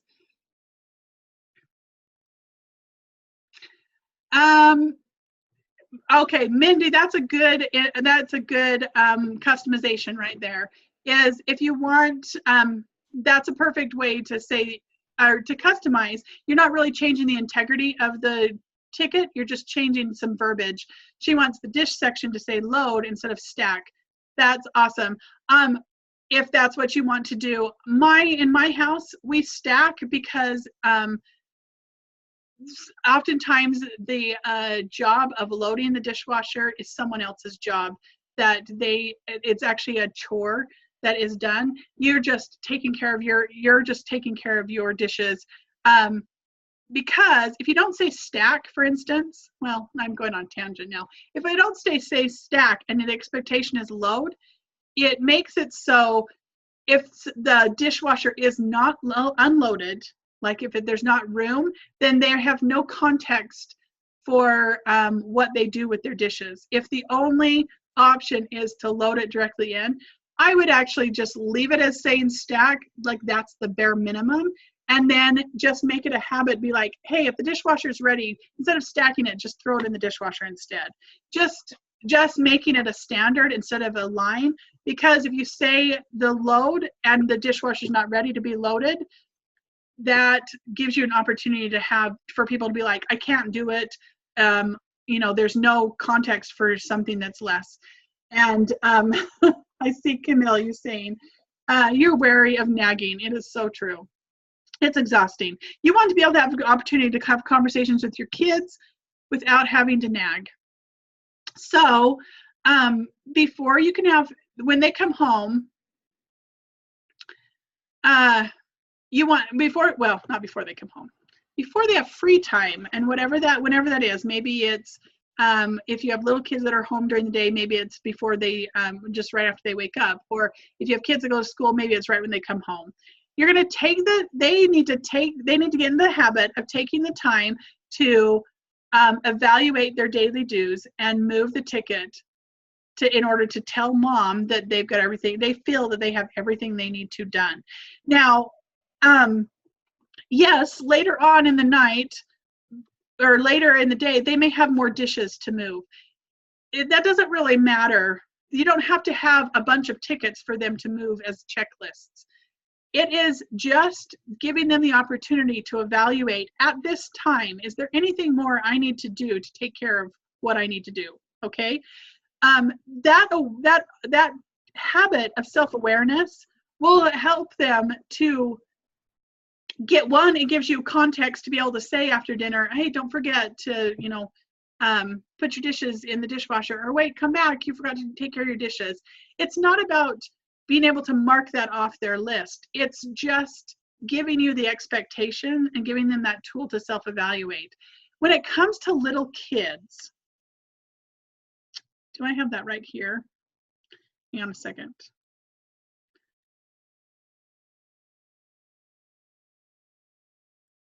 Sorry, hang on a second. You know what, I'm going to talk about little kids. I'm going to talk about little kids in the problem solving section. Oh my gosh, this is a long one, and I know this is long. I'm sorry for all of you who are still sticking with me. I hope this is helpful. Well, I know it's helpful. And I'm sorry that it's taking so long, but if you need to stop and come back to this, you can. But okay, so I'm gonna talk about the little kid thing coming up, not right in a second though. Okay, so when you're going to take your family over to your individual couches, show them the daily dues tickets, and at this point you're going to demonstrate what the expectation is for each task. So just to make sure that the expectation is clear. Now you can do this in two ways. You can either take them around on a little field trip and go to someone's room and do daily dues and show them what that means, or point them out what it means, or you can let them know that you're going to have a little special date with them, each of them, and go over this with each of them throughout the week in a one-on-one, because maybe they have different levels of attention, or maybe they have different levels of need for instruction, and they might love to have that one-on-one time. If you want to just kind of do a general overview right now, just reading through it and letting them know, if you're worried about it going right over your little kids' heads, this is a perfect opportunity to be like, don't worry about it. I'm going to have a one-on-one time with you, and let me just tell the big kids this right now, or something like that. Does that make sense? And then you're going to let them know this next week, after you've told them what the expectation of each thing on your daily dues ticket is, what the expectation is, whether it's stack or load, whether it's hospital corners, or everything's strand, or I don't know, whatever it is your expectation is, you set that standard. Make sure that they're clear on it by showing it or telling them, have one either as a group or a one-on-one, and make sure always ask them to tell you back what they have learned, what they think, and what they understand, so that you know if there's an opportunity that needs to be taken to continue to teach them. Okay, but then you're going to let them know after you think it's clear that this is a practice week. Tell them, you know what, this is a testing out period so that we can work out the kinks. You're giving them the opportunity, and yourself the opportunity, to take the pressure off and to offer correction without feeling like you're judging them, because you're still in this teaching mode, right? So throughout the week, if you have to call them back to do something, be like, hey, I know this is a new standard. It's no big deal. We're still in the practice time, but let's go ahead and do this. Or giving them the instruction or ideas or strategies on how to make it work. Okay. And then make a goal for when you officially want this to be a habit. So maybe you say you need a week of practice, or maybe you need the next 2 weeks of practice. And all that means is there's not really going to be any hard, fast rules for consequences. Everything is going to be very much, we're tweaking, we're learning. You're going to be very understanding, you're always understanding anyway. There's not going to be a lot of punishment anyway. I don't think there's ever really a need for punishment if you do this right. It's all about consequences, and sometimes you have to live with consequences that can feel hard, but there's never punishment because you're never reacting. Everything's always decided ahead of time. So have your let's see, sorry, hang on. So have your kids teach back to you what they've learned and what they've heard. Reteach if needed. When you start practicing this week, resist the temptation to praise. Be very careful. Use your hokey language instead, because we're looking for encouragement, not praise, right? Focus on effort, not ability, and focus on improvement, not perfection. All right. And this is where that second guiding principle about empathy versus accusation. So what I mean by mommy empathy, let me see if I'm going to talk about this a little bit later. You're like, how much later could it be? It's already been 2 hours. Well, apparently today is a master class, not just a mentoring session. Today is a master class on how to do and present these to your family. Well, okay, I'm going to talk about mommy empathy in a minute. So then after they understand what the daily dues are, you need to define what free time is. Free time comes when your daily dues are done. Okay, so you have to decide what that means to your family. You know what your kids like to do, or you know what your kids' schedules are. I included a little example definition of different types of free time. This was what we would use because there was positive free time too. I know this sounds funny, but the personal growth section, that was things that people could. I had kids who would be like, "Oh, but I'm reading," as if that was, that wasn't like I'm playing video games or I'm watching TV, or reading was a more noble way to spend their free time. And so I had to define that it's not necessarily the free time is not necessarily a valuable or invaluable activity, like whatever in their mind, or maybe there's things that parents think are more valuable than not. That's why I put a lot of things on there that they might be able to say, but I'm doing this good thing. Well, that's great and it's wonderful, but you still have to get your daily dues done before you have the freedom to spend time doing that, because this is just the basics. Okay, we all have to be responsible first. So there's some suggestions of my definitions of free time, but you're going to decide as a family what those are defined for. And I would do this ahead of time so that you can just talk this through with your family. But you're going to want to kind of gauge, listen to your family's feedback, because if your expectations are unrealistic, you'll feel that kind of give and take. And that might be something that you want to give a little bit on and compromise, find a compromise point so that you don't, this point in the conversation, you don't end up having a power struggle. Okay, so listen to what your family has to say, define those, but I want you to make this a hard, fast rule for yourself. There is absolutely no reactive punishing. Okay? You have got to remember that that has never been helpful in the history of all discipline in the world. Reactive punishment does not do anything but piss a kid off. I'm sorry for my language if that is not something you use, words you use, but they will not remember what you are angry at or what they have done. All they will remember is how mad they are at you and how angry you sounded, and how that's the whole focus.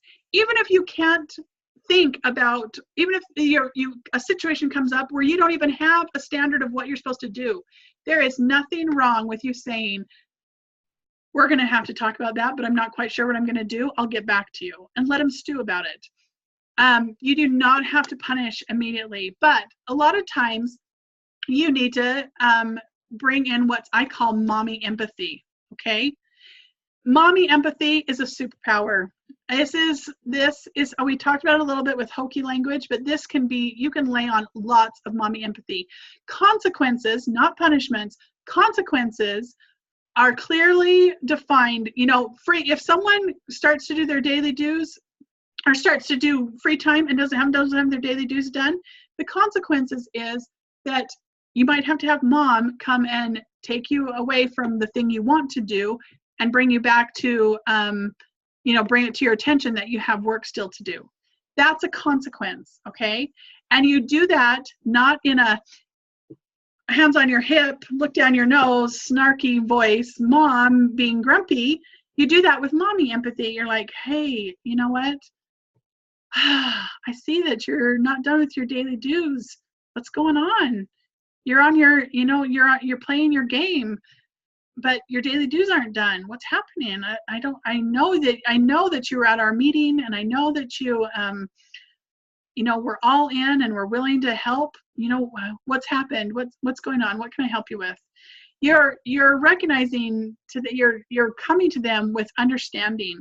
You're coming to them and saying, I know it's hard. I know it's change. I know sometimes it's difficult to make a new habit, but it doesn't mean that we need to give up. Okay, show me where you're at. Let's see if we can think of a way to help you move forward. Okay, you're going to help them deal with the consequences by telling them you recognize this isn't easy. I know you love your game. I know that's what you want to do, but I would love for you to get back to it as soon as possible. But this is what happens. This is what we have to do first. We all agreed on it. Everyone does it. This is the other reason why I don't want you to make too many adjustments to the daily dues, is because you have to be able to show fairness and consistency. Everyone's is the same. It's not this different if you're 5 years old or if you're 20 years old. Everyone has the same personal responsibility. Sometimes you just need more help with it than others. So we're down to problem solving your daily dues. So leads right into this, because what if someone's cheating on their daily dues? They've moved their ticket without really having it done, or they're hiding things or stashing them and not putting them away. First thing I want you to do is don't respond with anger or labeling, but with empathy and an attitude of problem solving. That's just what I just described to you, okay?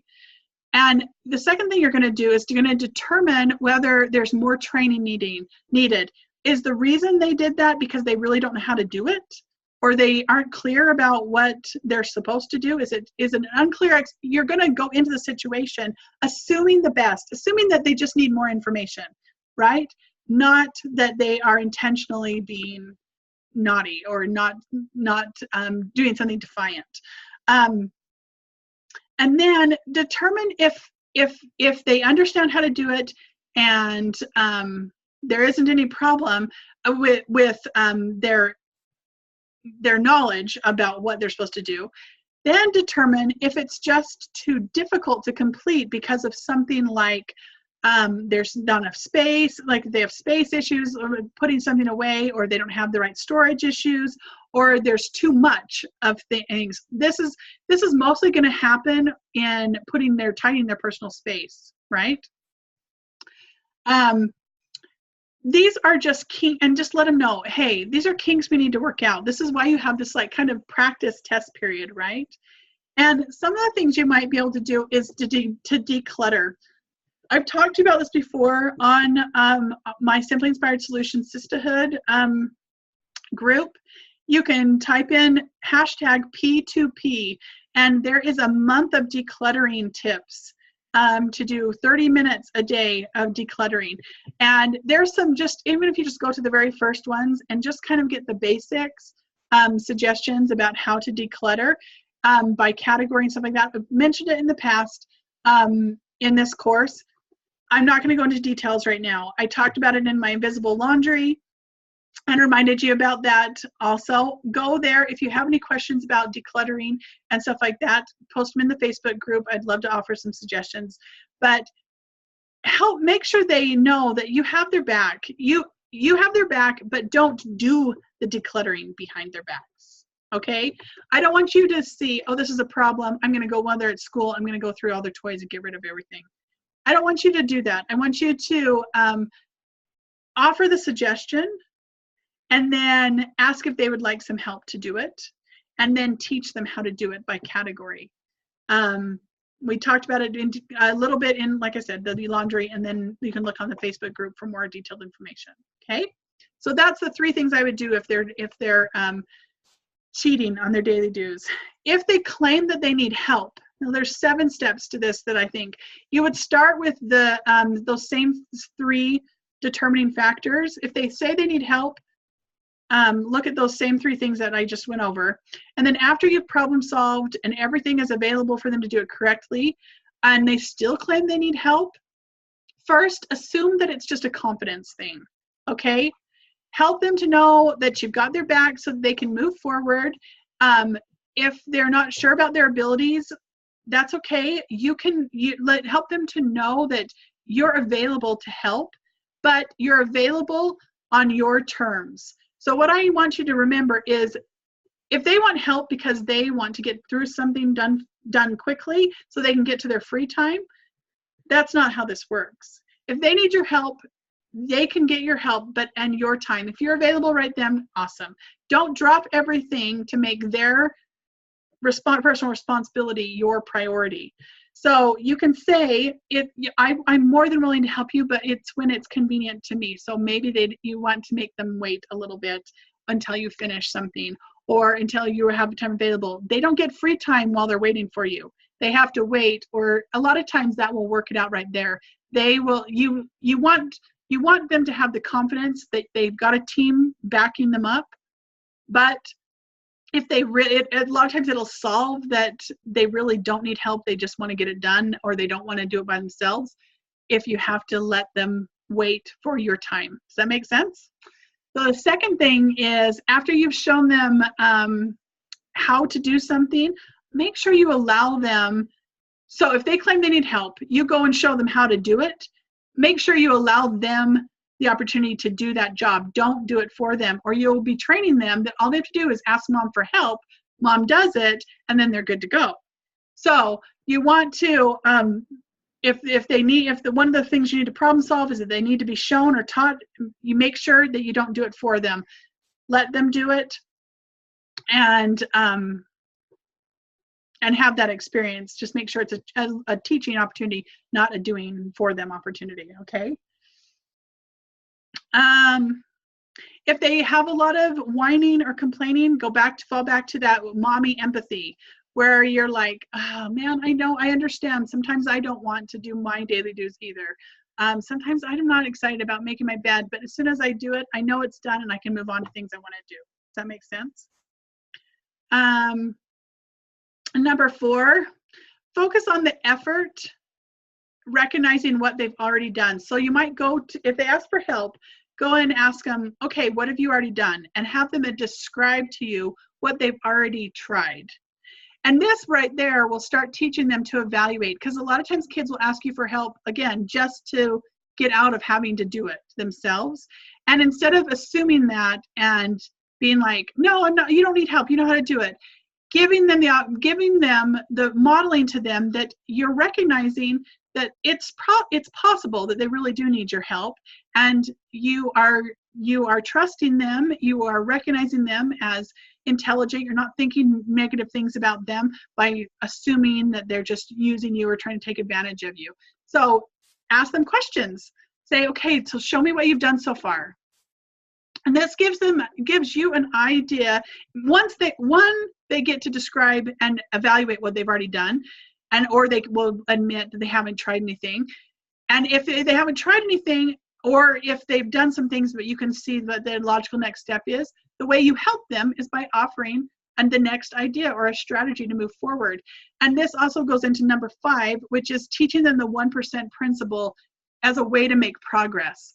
Say, hey, look, you don't have to worry about this whole thing. Sometimes their daily dues can be overwhelming, especially in the beginning when they're not used to keeping their stuff clean and tidy. I tell you, this gets so much easier. I promise you it gets easier. But just teach them to focus on one thing at a time by saying, hey, don't worry about the whole thing. Just focus on one little piece. Look, I see like there's a whole bunch of cars on the ground. All I want you to do right now is I want you to I spy and find every car that you can see on the ground and put them into this bucket. So you're just teaching them one little step at a time to break it down into bite-sized pieces. Does that make sense? And you can tell them, when you're done with that, then come back and let me know and I'll help you find the next piece. You go through this pattern, and you might be going back and forth a whole bunch, but they're going to learn the technique themselves, and they're also going to learn that having mom's help is not the fastest route to the end.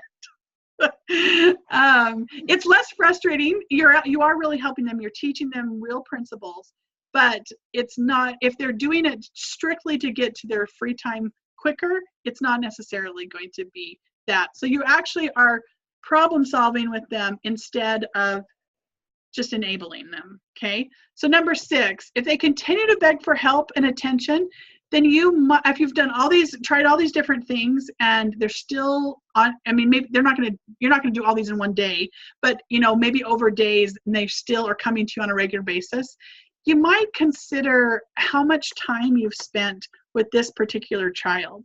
If this particular child is constantly asking for mom help, then you might think about maybe their love language is not being fulfilled and that they need quality time or attention from mom. And you might think about how that can be met outside of this interaction you have with them every day. Just something to think about. Number 7 is make sure that they know you're willing to help, but if you give your time, so if they're doing this constantly, if you're giving your time, doing their work for them, or not for them, but with them, then you may be asking them to help take something off your to-do list. And this is not during the trial time. This is after you really know you have problem solved with them, you have decluttered and fixed storage issues with them, you have taught them over and over, for a fact they know what they're doing. You have,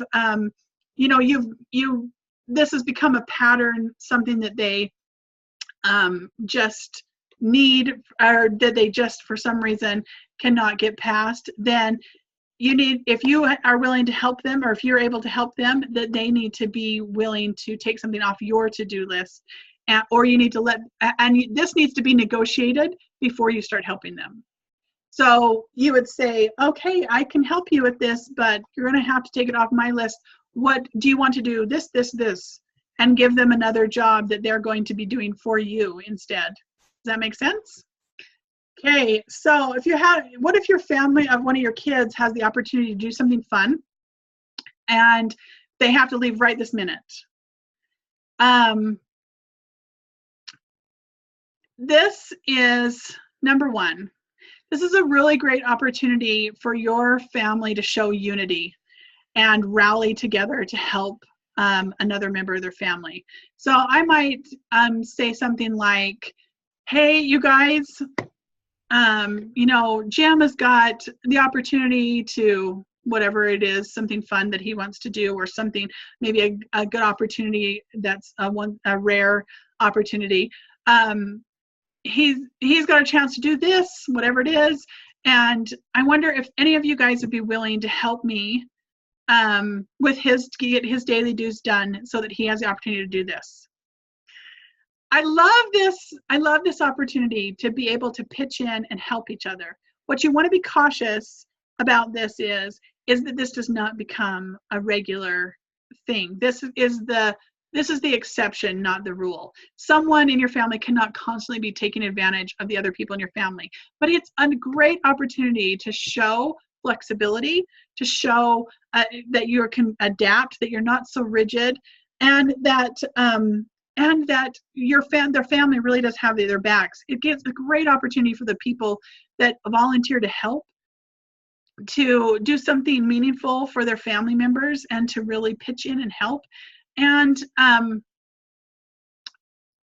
if this happens, and like I said, it needs to be the exception, not the rule. And if it happens more than once, then you really need to ask that person to offer compensation or appreciation or payback. She might suggest that anyway. It is a real life lesson that you want at a certain point in time. You can hire people to do things that you don't have time to do. So that I think that's consistent with a real life principle. So I think that is perfectly a legitimate way of doing that, but it is not something that someone can just not have any personal responsibility. They still need to contribute. And sometimes the solution to that is that there is consequences, that they don't always get to do what they need to. I'm talking about this is going to be like the first time this happens, the first couple times this happens. If this happens, this is like once in a million years, not once a week or once every other day. This is not something that happens that frequently. If it happens that frequently, then the person who is constantly having something needs new strategies. So this is number 3. Provide suggested preventative strategies so that they can do the things that come up on the last minute. Teach them about doing their daily dues before they go to school. Ask them if you suggest to wake up earlier, or ask them how they can do things, set things up at the night before, so that before they go to bed, so that they have quick transition in the morning and they don't have a lot to do when they get home from school. That type of stuff. You're going to offer some strategies. And then if all else fails, allow them to feel that consequence of having to live a difficult decision, which is maybe they have to miss out on something. Right now, when these consequences are affordable. Later on, if you don't take care of your personal responsibilities, a lot of times the consequences are really long term and have more devastating effects. Right now, as kids, they're not that. I mean, it's disappointment. It's not that it's not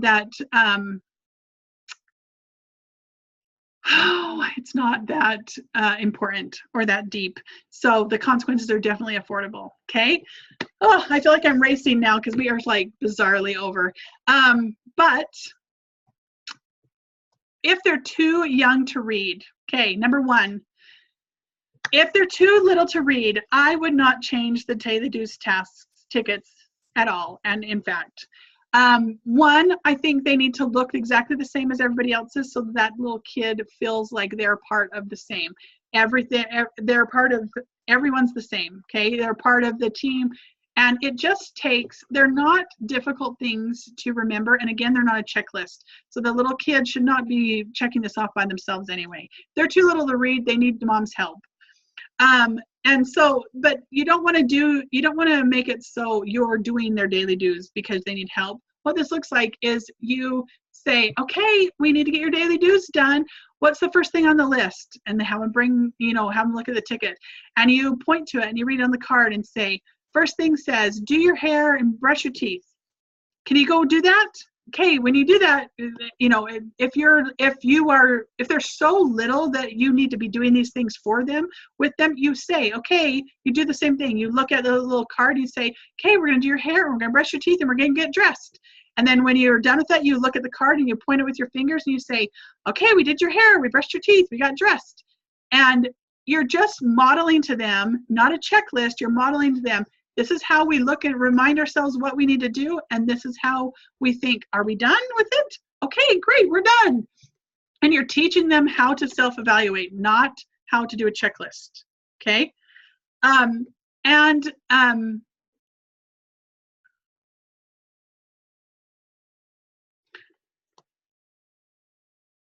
Okay, sorry.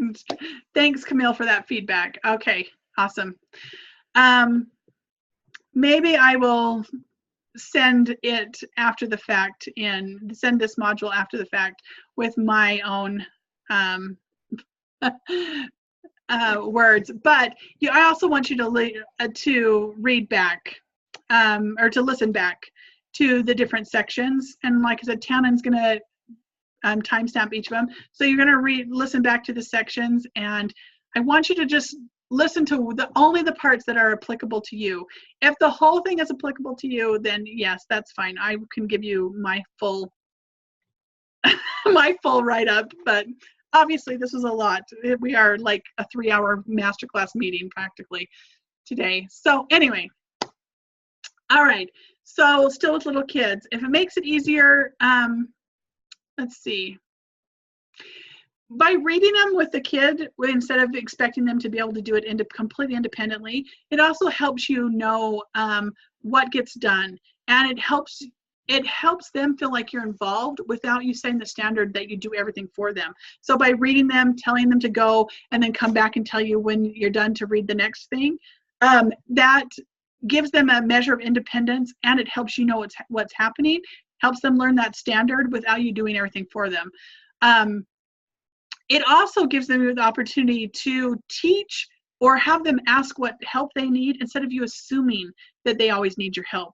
This will help you actually graduate to knowing when they can do it all themselves. Does that make sense? And read the headings like the room and groom and the taking care of your dishes. You don't necessarily, if you teach those things and what that means, it really gives you an opportunity to be aware, like say, room and groom, that means we're, oh my gosh, do you know what? Okay, oh my gosh. Is there a limit? I'm about to die. This whole thing is not recorded. Yes, it is. Is it? Oh my gosh, I'm in a panic. I panicked for a second because I had paused it earlier and did not realize it was recording. Oh my gosh, I hope this was recording. I just had a panic moment for a second. Sorry. Oh well, I'm moving forward. If I have to re-record, maybe it'll be shorter. Anyway, okay, and maybe I won't cry.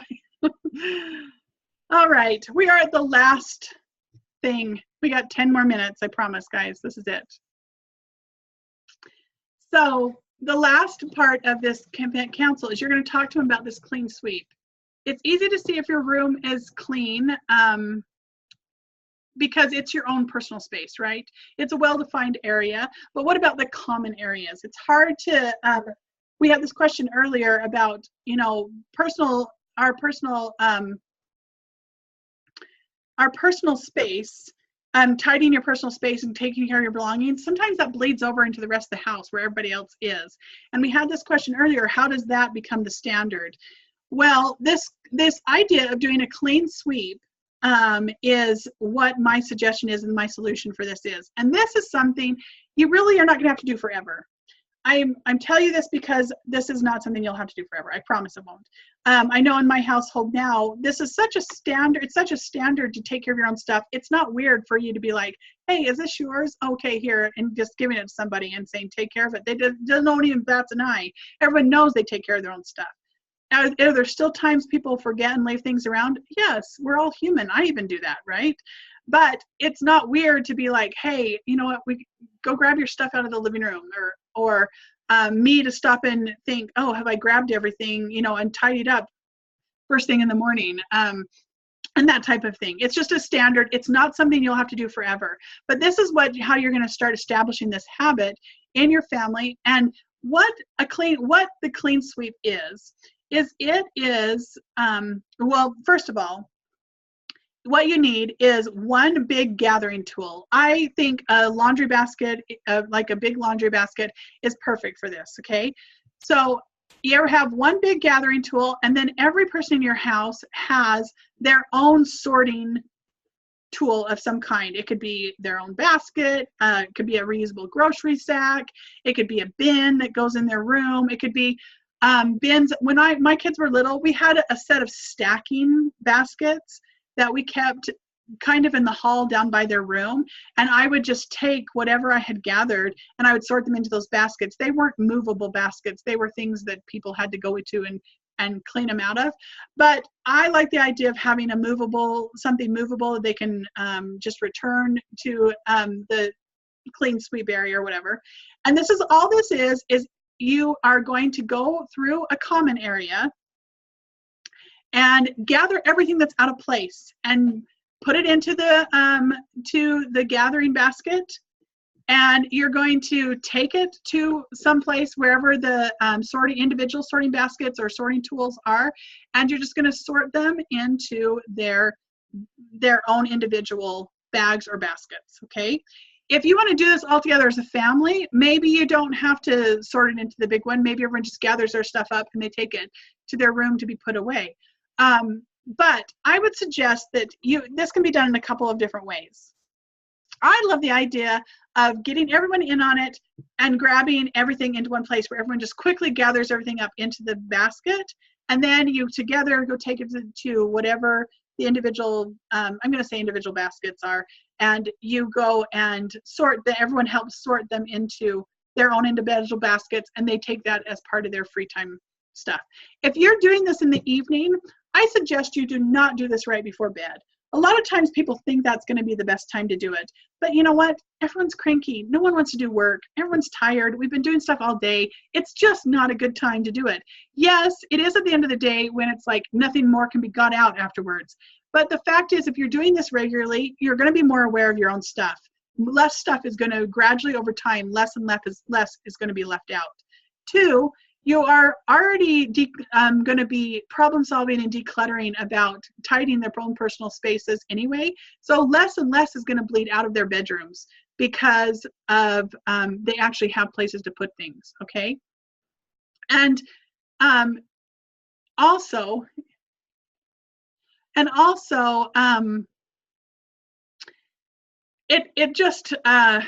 it doesn't matter. You don't have to put things away right at that second. The clean sweep is basically a way to clean the house and have everything contained that you need to put away as part of your your personal space.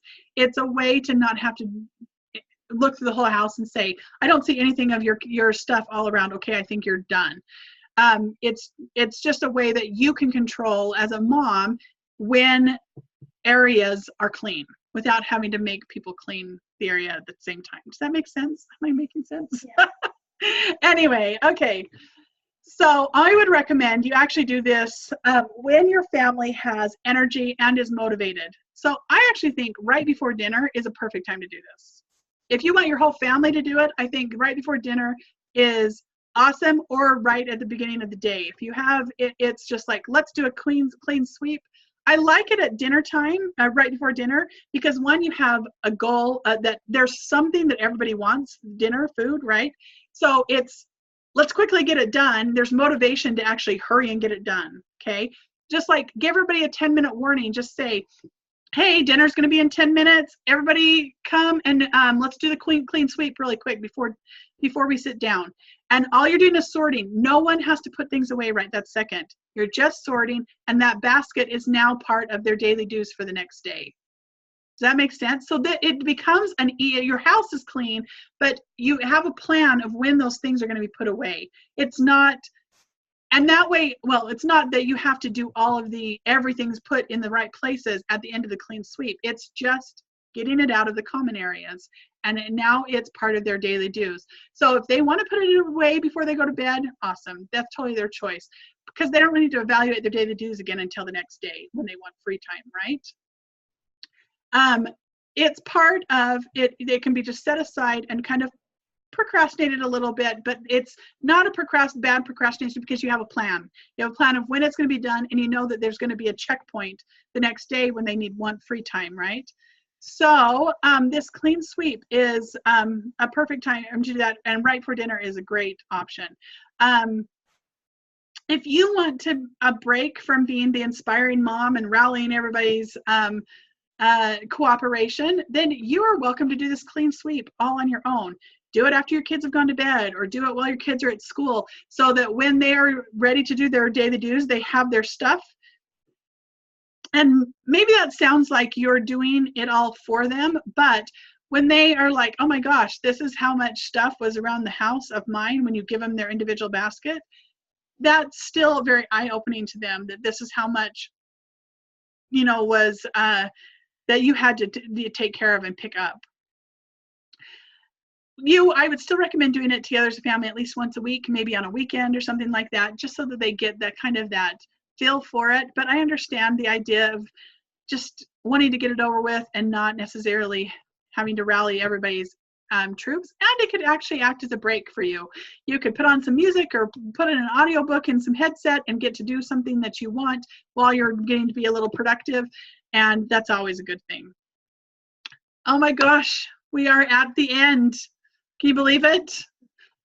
2.5 hours. I told you this was the mother load of modules this week.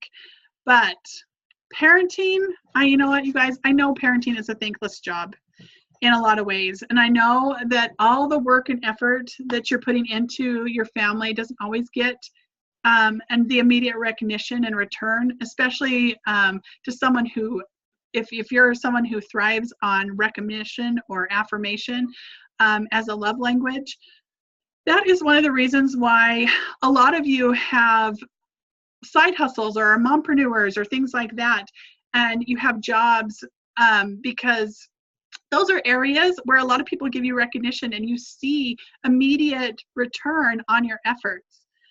I'm telling you, the time you're putting into creating this family culture and setting this system up, I'm telling you this right this minute because I know that this is not going to feel overly fulfilling individually for a minute, okay? I know this is not going to be as fulfilling as getting that recognition when you're creative and you put a system together, or you inspire someone on your team or on your job or something like that, or you create something in places that you do get more recognition for. But as your home runs smoother and your family culture is more supportive and cooperative, you're actually going to have more time to do those things that do fill your bucket and do fill your cup. And you will not be having all of the guilt or the feelings of failure or all these gremlins that come up about the things that you're neglecting with your family, because you're already going to have this system to fall back on. This is the complex part. This is a long, tons of information, huge module this week that I know I'm asking you to digest a lot and to implement a lot. This is the biggest introduction of content to your family this week. But I tell you, if you can just push yourself through it, keep your eyes focused on, you're going to have more time and mental energy to do those things like your side hustle, your mompreneur job, or your hobby, or your things like that, because you really are, and not only you, but all your family's going to have time to do that kind of stuff too. Because that is the simplicity on the other side of all this complex instruction that I'm giving you. It's not complex in the sense that it's too hard. It's just a lot of pieces which can feel complex. Just take them one little piece at a time. We're building that Lego castle, right? Just one little piece at a time. Thank you guys for sticking with me this week. And I'm going to go, this is the official end of the training. I'm going to go down to the Q&A. Oh, you guys are such sweethearts to stay on for so long. Okay, let's look. Susan Pullen, you said, I need some help with hokey language with one particular child. He's 7 and seems to be a natural pessimist. I've been trying to recognize things he does and thank him, putting his shoes away, putting his plate away, being helpful in some way. I thought maybe it was helping and I'm not expecting results overnight. We keep having blow-ups and tantrums and I can only stay positive for so long. How can I keep it up with someone who is always so negative and draining? You know what, Susan? Let's see. I want to add that he won't do most anything without help. Nothing is just his fault or responsibility. He feels he has to have help to complete anything. You know what? Well, I know you asked this question early on today. I'm wondering if some of the I need help tips that I gave you in the module today under a kid who is constantly asking for help, if some of those things would be a good strategy to use with him, where where you can offer help without everything always being your responsibility. And the other thing I would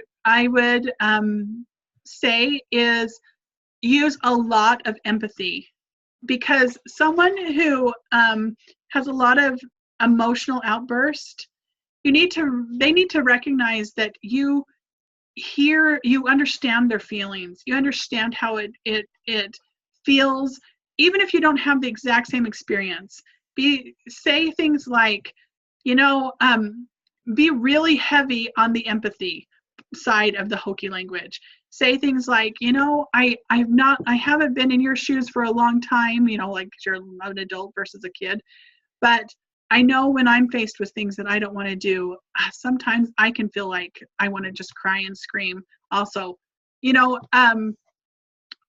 a lot that can be smoothed with empathy, because that builds your relationship, that builds the trust that they can be vulnerable to you without just acting out. It feels to me like I need more information on something very specific in order to give you a specific hokey formula for that.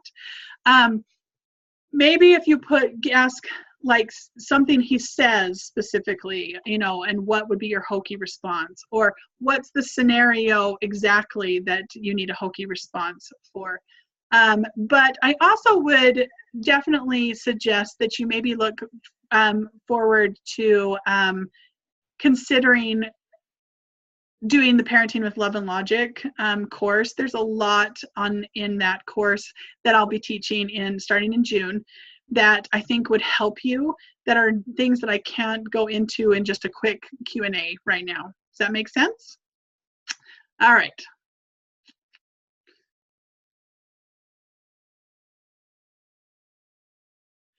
Okay, when it's time to clean his room, he doesn't share with anybody, he can't do it alone. Perfect. Then I would use those exact same, I would use those tools that I gave you today. And you remember all the foundation things that we talked about with the, talking about fun things to look forward to as a family and how everybody is contributing, and recognizing progress instead of having a perfect expectation. Like, what his room looks clean, looking clean, that doesn't necessarily mean XYZ. Maybe it's you need to just focus on progress he's making towards things, and evaluate your expectations and see if there's just some progress that can be recognized instead of results. Does that make sense? Hopefully that's helpful. Okay, what if you don't see effort or improvement? All right, Mindy. I wonder what are you talking about? Are you just anticipating not seeing effort or improvement, or are you saying that you've had a lot of you've been doing something and you're not seeing it have any effect? I don't know if you're still on. Mindy's still on. Oh, Mindy, you are. Yeah, I'm going to put pause on that question. If you can comment on your own question. Oh, let's see. Did you put it in the chat? You're anticipating it. Okay. Thank you for the clarification. If you're anticipating it, one, it's a gremlin right now. Okay. First off, I would treat it like a gremlin. Maybe I'd say that. I would treat it like a gremlin. I would write out every anticipated scenario that you are not going to see this, all these negative things. And I want you to treat it like a gremlin. And then I want you to write the narrative of what's possible and what you're giving yourself permission to expect and see. And seriously, dig deep with that gremlin. Dig deep, because you've got history, right? You've got lots and lots of evidence that this is really what's going to happen. And you are like, I would be a fool. You're probably thinking, I'd be a fool to think that anything's going to be different. You have got to dig that gremlin out deep and let it go. Offer it up ask for forgiveness for holding on to that, and give yourself permission to hope for something different. And be very, very intentional on writing that new narrative to start out with. You've got to fight that gremlin so intensely, because what you focus on, it will be what you invite to happen over and over. Oh my gosh, there's a spider. I just looked up and there's a spider sailing right above my computer. Anyway, so that would be my original suggestion, is to really handle that as a gremlin, and to write a new narrative, and then go ahead and give yourself time to see the improvements. Recognize the progress, not an actual specific outcome, and see where that goes, and go ahead and ask,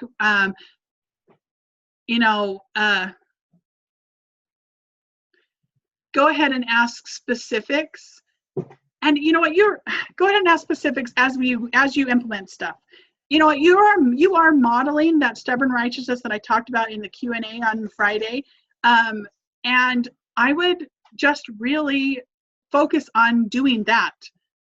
Just be happy, just move forward, keep modeling, stay the course, do the steps, go back and see where you need to just add it a little bit more, and see if it doesn't make improvements. I would be shocked. I honestly, I would be dumbfounded to speechlessness if there wasn't improvement or some differences that you'll see happen, and full on be open to miracles. Okay. As we move forward, ask more specific questions about specific things, and we can problem solve from there. Okay. All right, Camille, real quick recap of 1 through 7, the problem solving daily do's. I missed number 4, or it was combined with 3.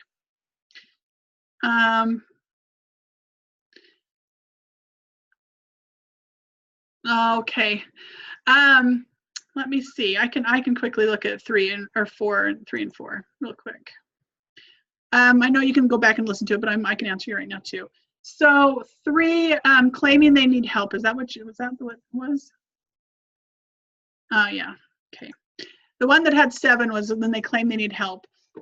So 3 was dish out mommy empathy, or consequences with mommy empathy.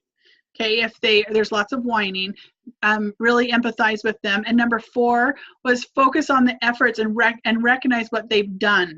So ask them questions about, have them describe what they've already accomplished. So if they say, I need your help, be like, oh, okay, tell me what you've done. So that's the difference between the 2 of those. So 1 was assume they need confidence. Allow them to do the job is number 2, after you've taught them how. So number was assume they need confidence and help them on your own terms, like and your timing. Number 2 was allow them to do the job after you've taught them. Number 3 was if there's just whining because they don't want to do it, counteract that with mommy empathy, because mommy empathy understands that it's not always fun to do what you need to do. And number 4 is ask them questions and have them describe, and so you can offer suggestions and strategies on how to move forward. Number 5 was teach them the 1% principle to make progress. Tell them you don't have to worry about the whole thing, just break it down into little pieces that you can see, and have them come back and ask you if they need help finding the next step. Number 6 was if they still, after you've done all these problem solving things and they're still constantly asking you for help, consider their love language and ask and figure out if maybe quality time or is something that they need more of from you, and figure out a strategy to maybe add that to, increase that. Even if it's just a few minutes of eye contact and talking to a child, can set them up for having that independence. And then number 7 was make sure they know you're willing to help, but if they ask for your help, they may be asked to take something off your list. Okay?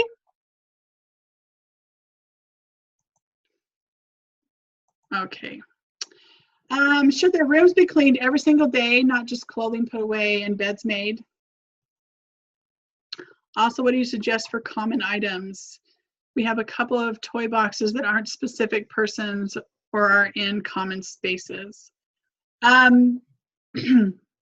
Rooms should be tidied every day. You decide what that means. I think tidied is not perfectly clean. To me, tidied is, are you stepping on things? Can you put stuff away? Or, are there things piled up on dressers and stuff so they're falling off? I mean, those are things that you can obviously mean tidied.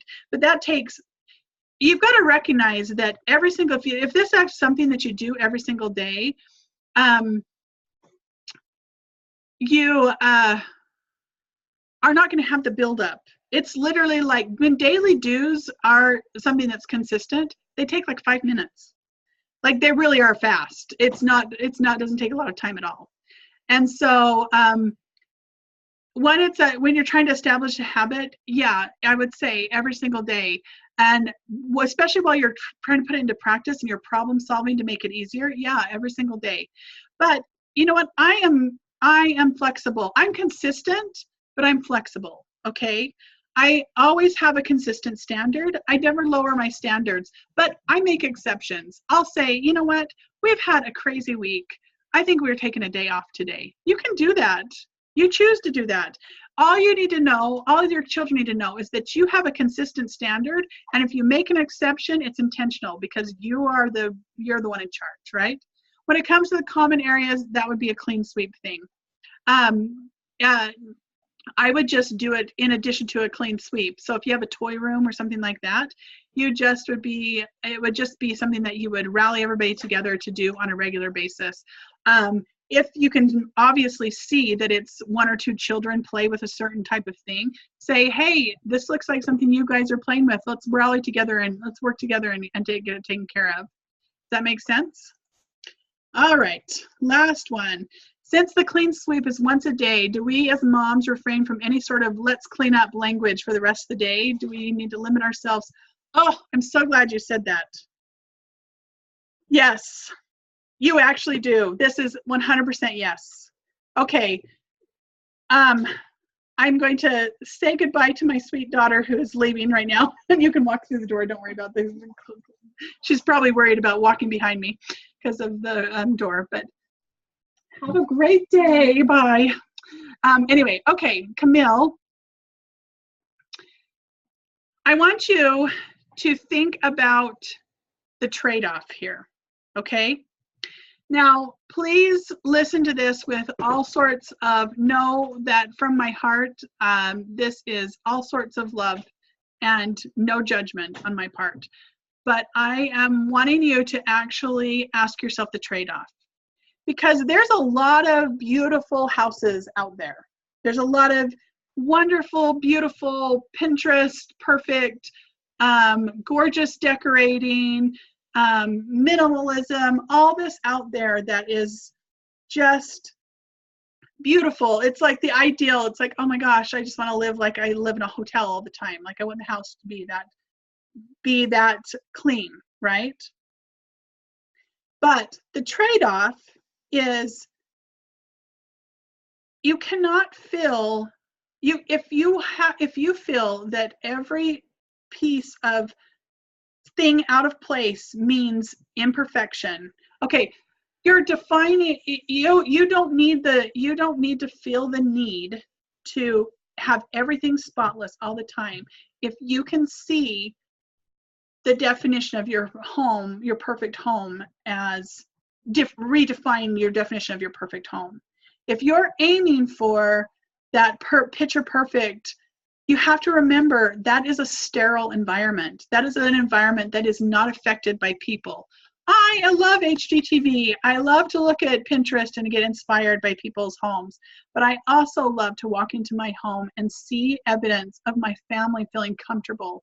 I love to walk in my home and see evidence that my family has been interacting, has been feeling like, has been having a good experience, has been working hard on something, has, had,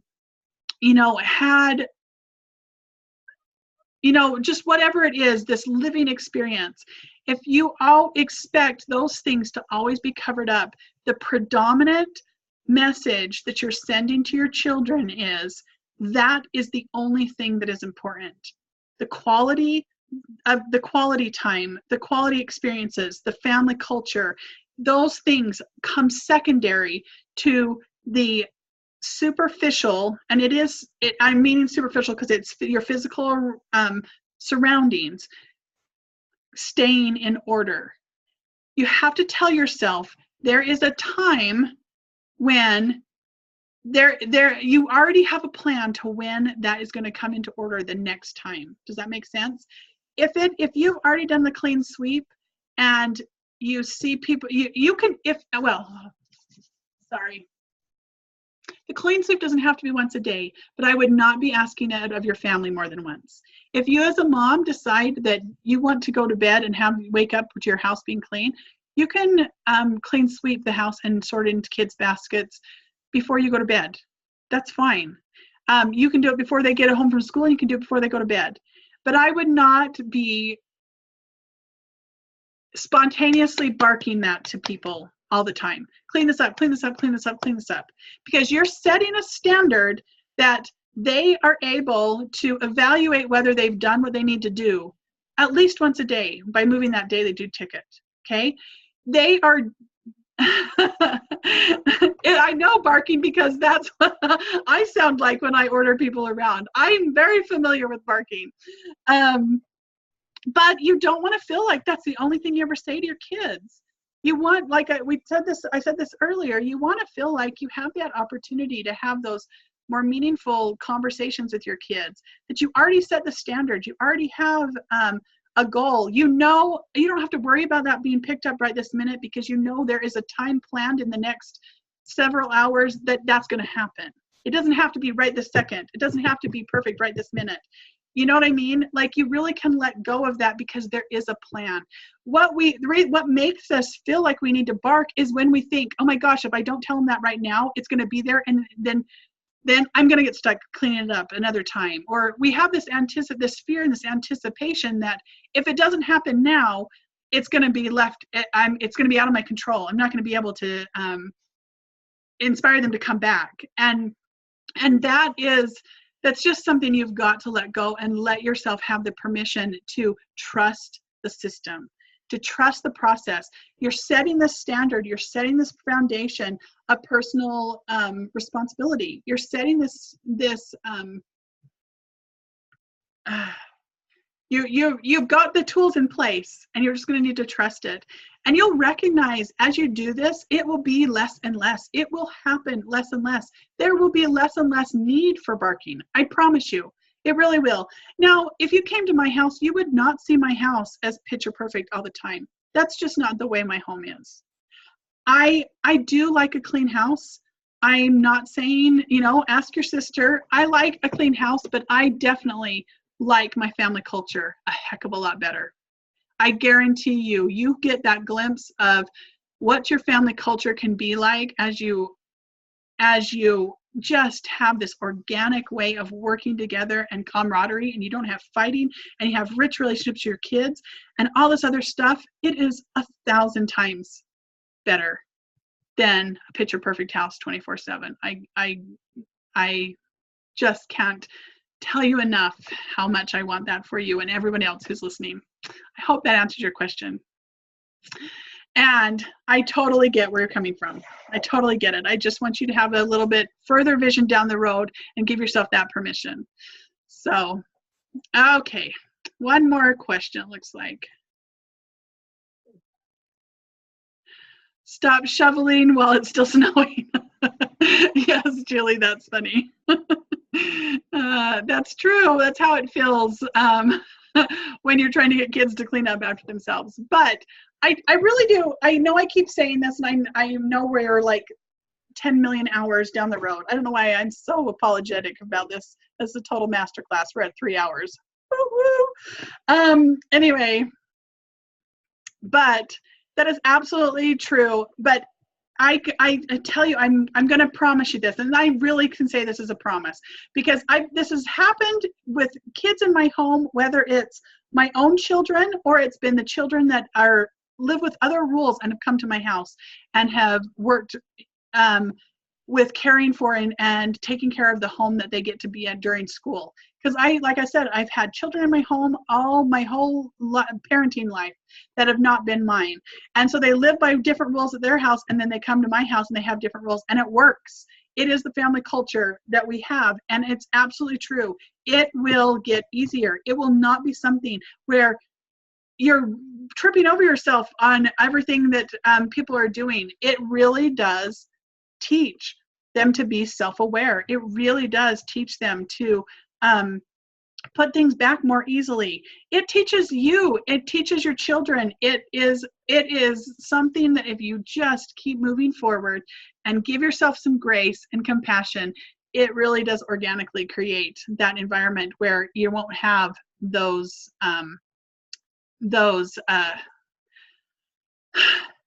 problem pockets all the time and forever. Thank you, those of you who stuck this out for the whole 3 hours. You are troopers. I hope this was incredibly helpful and that you feel so excited for the next couple of weeks. We have our live Q&A on Friday. We have our second bonus training next Thursday. So not this coming Thursday, but a week from Thursday. So clear on the 9th. Okay, it's our paper pile annihilation class, becoming a paper pile annihilator. And this is going to help you when it comes to your clean sweep and you're keeping your common areas clean, as well as being able to give you and your kids tools for their own personal spaces, like if your kids have desks or you have paper in your bedrooms and stuff like that. It's going to be a wonderful training that's going to give you a tool that is just going to, literally completely eliminate. It's like as easy as completely eliminate. It is easy as the laundry. It completely eliminates paper piles in your home. Totally awesome. I'm so excited. And that's coming up on the 9th. The next live module we have, which apparently this was 2 weeks worth, like 3 hours. Anyway, the next live mentoring meeting we have is going to be on Monday the 13th, I think. I'm guessing the date, but it's the 13th, so it's 2 weeks from today. And it will be we'll be talking about actually the chore tickets. So you have the next 2 weeks to get caught up. Make sure to come interact on the Facebook group, and to come to, if you have any questions about when you're implementing this week, come to the live Q&A and ask your questions. And I just am sending you guys so much love. I will talk to you in at the end of this week on the live Q&A. Thanks. Bye, guys.